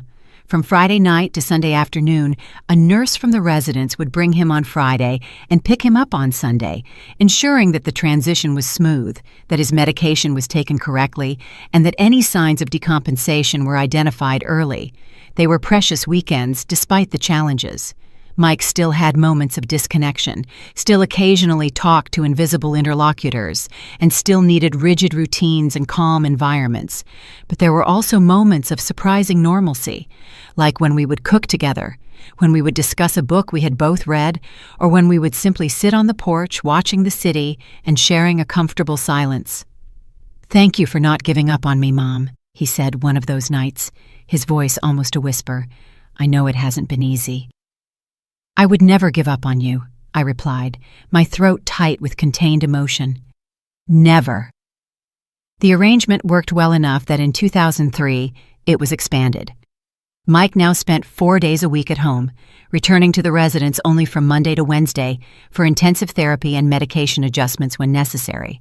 It was almost like having him back, almost like rebuilding a version of the family life I thought I had lost forever. It wasn't perfect, of course. There were relapses, days when he would lock himself in his room, refusing to eat or talk, and days when his gaze would become distant again, his voice mechanical. There were significant limitations on what we could do, what places we could go, and what people we could interact with. Schizophrenia was still there, a constant presence in our lives, dictating rules and imposing barriers. But we were together. We were fighting day after day, year after year, and somehow we found little joys and little victories in the midst of the constant battle. In 2005, 10 years after Mike's initial diagnosis and 7 years after Felipe's murder, I allowed myself something I hadn't dared to feel in all that time: hope. Not a naive hope of a miraculous cure or a return to pre-illness normalcy, but a mature, realistic hope for a dignified life with purpose and moments of genuine happiness, despite the limitations imposed by his condition. Mike, now 27, had found an interest that turned into almost a vocation: art. He discovered in painting a form of expression that seemed to bypass the barriers of his fragmented mind. His abstract paintings, intensely colored, often disturbing, but always magnetic, began to attract attention, not just from the residence's therapists, but also from visitors and other professionals. A small exhibition was organized at the city's cultural center. It was called Extraordinary Minds, featuring works by psychiatric patients from various institutions in Dallas. Mike's paintings took up an entire wall, standing out for their surprisingly refined technique, their distinctive color palette, and the almost palpable energy they emanated. I was there on opening night, watching from a distance, as my son, dressed in a button-down shirt I had bought especially for the occasion, talked with visitors, explained his creative process, and received compliments with a mix of shyness and pride. At times, it was impossible to distinguish him from any other young, up-and-coming artist. There were no external signs of the disease that was consuming him on the inside. There was nothing to suggest the daily battles he fought just to stay connected to reality. That night, on the way home in a taxi, Mike would return to the residence with the therapeutic companions who supervised the event. I allowed myself to cry. Not tears of sadness or despair like so many I had shed over the years, but tears of a pride so intense that it physically ached in my chest. My son, against all odds, had found a voice, a way to communicate with the world, to transform the chaos in his mind into something tangible, something beautiful, something that touched other people. The disease had not completely defeated him. There were spaces where he could still flourish and still truly be himself. And I, who for so many years saw myself only as a caregiver, a support, a safety net, now allowed myself a new role, that of a proud mother celebrating her son's achievements, no matter how different they were from what I had once dreamed for him. Life would continue to be difficult, of course. There would be more crises, more hospitalizations, and more moments of despair. Schizophrenia is not a condition that simply disappears, even with the best treatment available. And Felipe's absence, that pain that became a part of me, like a scar that never completely fades, would still be felt on every birthday, every Christmas, every significant moment he wasn't there to share. But maybe, just maybe, there was room for more than just survival. Maybe there was a possibility for small joys, for purpose, for meaning, even in the midst of the ruins of what was once our life. And it was with that thought, not exactly hopeful, but at least not completely somber, that I kept going day after day, year after year by my son's side, facing the challenges that a cruel destiny had imposed on us together, finding beauty where we could, creating meaning from the chaos, and refusing to let tragedy have the last word in our story. It was in October of 2008 that my life took another unexpected turn. Mike, now 30 years old, had achieved a stability that allowed us a routine that was almost normal. He spent 5 days a week at home, returning to the therapeutic residence only for consultations and therapeutic activities. His medication was well adjusted, his crises had become rare, and he even sold a few paintings occasionally through a gallery that specialized in art by psychiatric patients. I was 55 years old and still working at the same medical clinic, now as an administrative manager. It was a simple life, without great excitement, but it was stable. Finally, after so many years of storms, it seemed that we had found a safe harbor.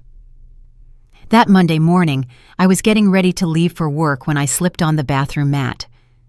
It was a silly fall, one of those that in normal circumstances would just result in a bruise and a story to tell. But I felt immediately that something was wrong. A searing pain in my right ankle and an almost instant swelling. "Mom, is everything okay in there?" Mike knocked on the door, his voice worried. "I heard a noise."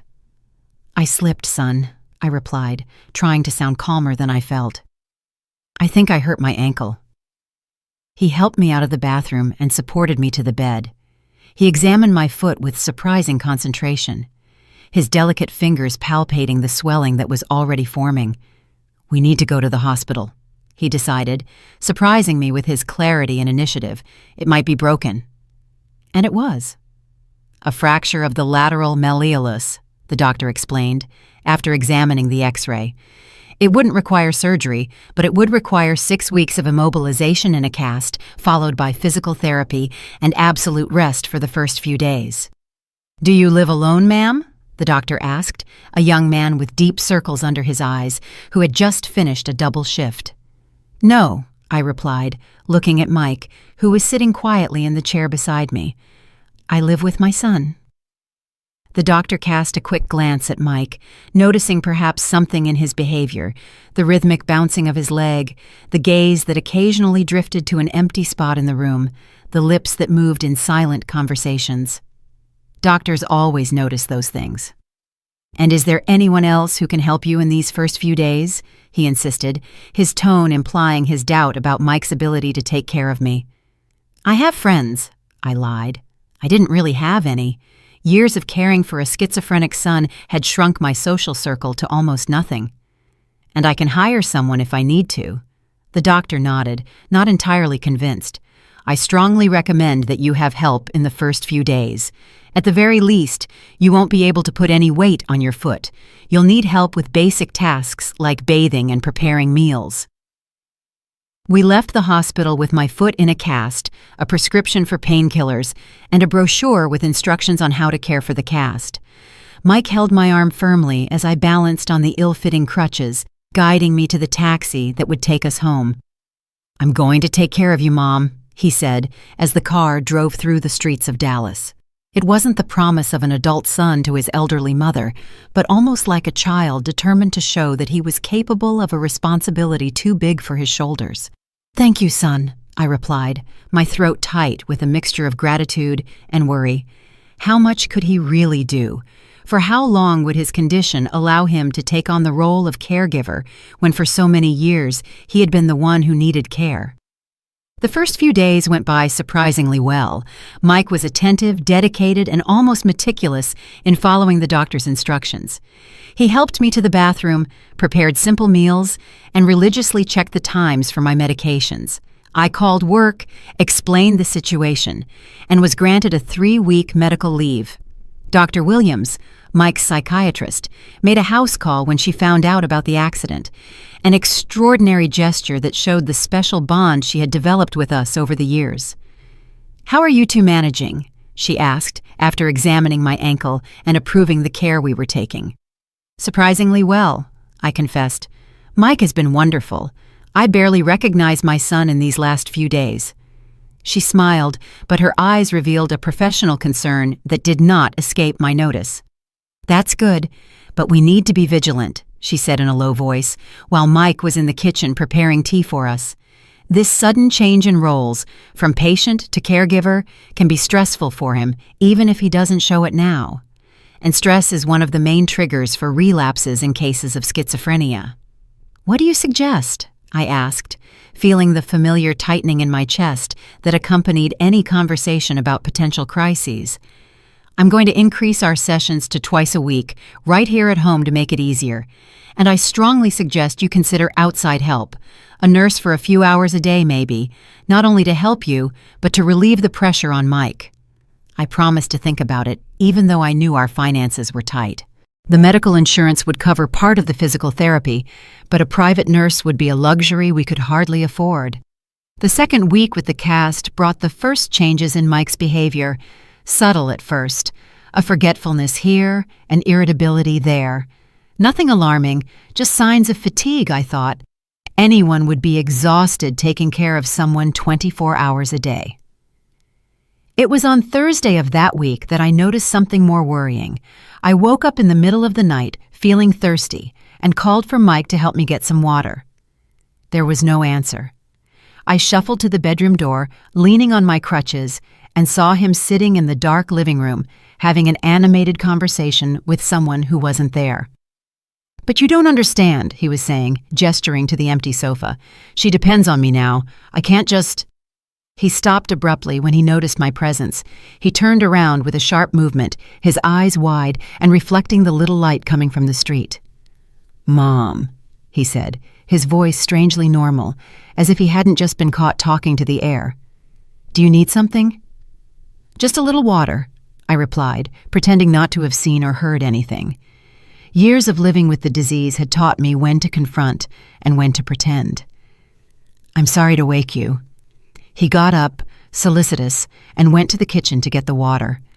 I watched his movements, looking for other signs of decompensation. His hands were trembling, his steps were irregular, and his posture was too tense. He seemed normal, but I knew that appearances could be deceiving when it came to schizophrenia. The calm exterior often hides an internal storm.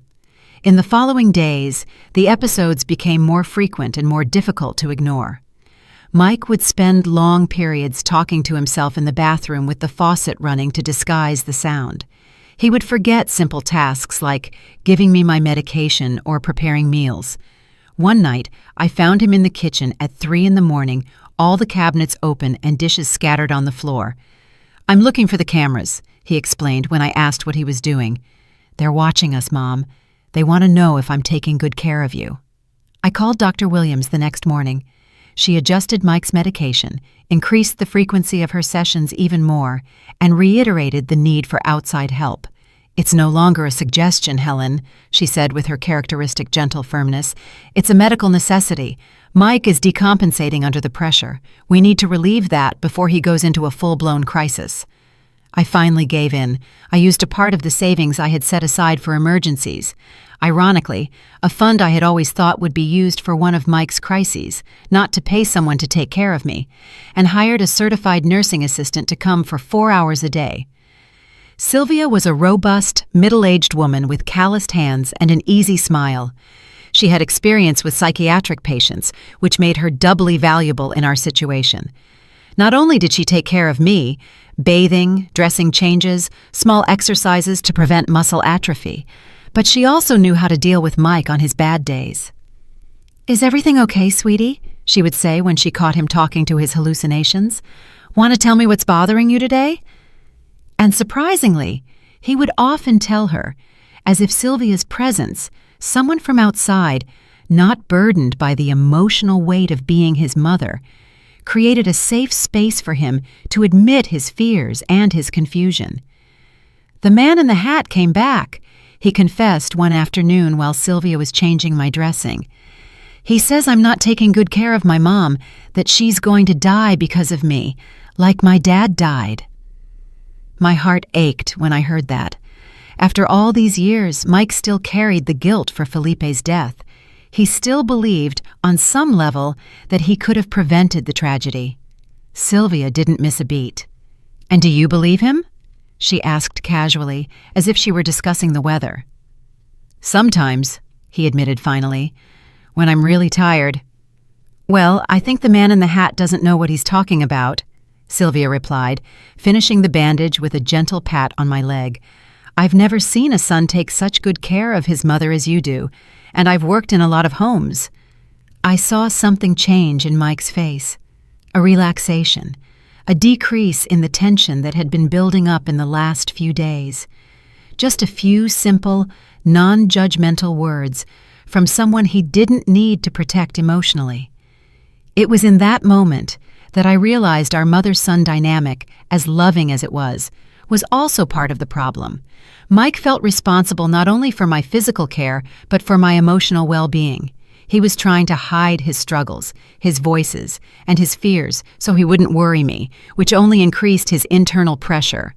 Sylvia's presence created an escape valve, a third point in our closed system that allowed for the release of accumulated tension. In the following weeks, with her help for 4 hours a day and frequent visits from Dr. Williams, we managed to establish a fragile but functional balance. My ankle gradually improved. After 6 weeks, the cast was removed, revealing pale, dry skin and a limb that was noticeably thinner from inactivity. I started physical therapy 3 times a week, using a special transport for people with reduced mobility that the city's social services provided. With every small step of progress, the first step without crutches, the first time I could bathe myself, the day I went back to work, initially part-time, Mike also seemed to get a little better, as if my physical recovery was somehow linked to his mental stability. We continued with Sylvia's help, even after my physical recovery was well underway. 2 hours a day, 3 times a week, just enough to give Mike some time to himself, a break from the constant responsibility he felt for me. It was during one of those afternoons, almost 4 months after my fall, that something extraordinary happened. I came home early from physical therapy. The therapist had had an emergency and ended the session halfway through. I opened the door silently, not wanting to interrupt in case Mike was in the middle of one of his painting sessions, which required absolute concentration. The living room was empty, but I heard voices coming from the kitchen. I approached slowly, leaning lightly on the cane that had now replaced my crutches, and heard, "And then," she said, "my painting was visceral and cathartic." Mike was talking, his voice animated in a way I rarely heard. I'm not sure I understood exactly what it means, but by the way she said it, it was a compliment. Of course it was a compliment, Sylvia's voice replied, followed by the sound of dishes being handled. That blue painting you showed me gives you goosebumps. You can really feel the emotion jumping off the canvas. I stopped in the doorway, watching the scene unnoticed. Mike and Sylvia were side by side at the kitchen counter, preparing some kind of dough. Flour partially covered his face, and Sylvia had a dish towel thrown over her shoulder. They seemed so normal, like two friends cooking together, laughing and talking about art and life. "Do you think I could have an exhibition all my own one day?" Mike asked, his voice suddenly shy and vulnerable. "Not just those art shows for patients, but a real one in a normal gallery?" "And why couldn't you?" Sylvia replied, giving him a light nudge. "You have talent to spare, and look, my nephew works at a small gallery in the Heights neighborhood. I can talk to him, see if he'll come take a look at your paintings." Mike's face lit up with a hope so pure, so genuine, that I felt tears in my eyes. I silently backed away, deciding to circle back around and come in making more noise, announcing my arrival. That moment was too precious to be interrupted, that simple human connection that my son so rarely managed to establish with people outside his medical and therapeutic circle. In the months that followed, Sylvia became more than a caregiver. She became a friend, almost a part of the family. Her nephew Leonardo did come to see Mike's paintings and was impressed enough to organize a small exhibition at the gallery where he worked. Contemporary art from the Southwest was what he called the works, without any mention of Mike's condition. Just art, judged on its own merit. The opening was in July of 2009, on a cool summer night in Dallas, a small, intimate event with cheap wine and simple appetizers. But for us, it was like the most spectacular gala night in the world. Mike, nervous but determined, wore the blue shirt that had been Felipe's, carefully kept all these years. I wore a new dress, the first one I had bought in years, and I even treated myself to a trip to the hair salon. As I walked into the gallery and saw Mike's paintings hanging on the white walls, lit by spotlights, labeled with his full name and titles he had chosen himself, something permanently changed in our dynamic. We were no longer just the overprotective mother and the sick son. We were Helen and Michael Lopez, a proud woman and a rising artist. 3 paintings were sold that night, one of them to an art professor from the University of Texas at Dallas, who had no idea that the artist whose work he admired lived with schizophrenia. "There's a dreamlike quality to his work," he told Mike, who was listening intently, his hands trembling slightly with the mix of emotion and nervousness. "A certain depersonalization that reminds me of Magritte, but with a more intense, almost feverish palette. It's fascinating." I watched my son grow 2 inches with that comment, his chest expanding with a pride that had nothing to do with delusions of grandeur and everything to do with the genuine validation of his talent. On the way home in the taxi, Mike would return to the residence with the therapeutic companions who supervised the event. He was silent for several minutes, looking out the window at the city lights reflecting on his thoughtful face. "You know, Mom," he said finally, his voice low but firm, "I think Dad would have enjoyed tonight." I swallowed the lump in my throat before answering. "I'm sure he would have, son. Absolutely sure." It was a turning point in our lives. The fall that initially seemed like a minor catastrophe, adding to all the major tragedies we had already faced, ended up being a blessing in disguise, a detour on the road that led us to landscapes we never would have discovered otherwise. My son found not only a form of expression through art, but also a purpose and an identity beyond his illness. I found the courage to loosen the reins a little, to trust that the world could sometimes be gentle with him, and that people like Sylvia and Leonardo existed, and could see beyond medical labels. Schizophrenia didn't disappear, of course. There were still bad days, occasional crises, and medication adjustments. The man in the hat still appeared in moments of great stress, but now we shared the burden. Not just between the 2 of us, but with a small network of support that grew organically. Sylvia, Leonardo, other artists from the gallery, and a group for expressive therapy that Mike started attending. Today, sitting in this rocking chair, looking at the walls of my living room, which are decorated with my son's paintings, some he insisted I keep, others I bought at his exhibitions, proud as any mother would be, I think about how life takes unpredictable turns. That fall in the bathroom, which seemed like a minor tragedy on top of all the major tragedies we had already faced, ended up being a disguised blessing, a detour that led us to landscapes we never would have discovered otherwise. Mike is 47 years old now. He still lives with schizophrenia, still has his limitations, and still needs some supervision and support. But he is also a recognized artist in specialized circles. He gives occasional talks on art and mental health. He has a small circle of friends and a life I never imagined was possible in those dark days of initial diagnosis, hospitalizations, and violent crises. And I am here, at 72, sharing this story with you, maybe to give hope to other parents who are facing the diagnosis of a beloved child. Maybe to show that the stories of families affected by severe mental illness don't always end in tragedy. Or maybe just because after so many years of keeping this story inside me, I feel it's time to let it out, to transform it into something that can somehow help others. If you've made it this far, my dear, I want to thank you from the bottom of my heart. I know it wasn't an easy story to hear, but I hope you found something useful in it, something that resonates with your own journey, whatever it may be. Before I say goodbye, I'd like to ask for a small favor. If this story touched your heart in any way, please give it a like. Subscribe to the Voices of May channel so you don't miss our next life stories. And tell me in the comments what part of the country you're watching me from. This old lady sends you a tight hug, full of love. And remember, no matter how dark the night, the sun always rises again.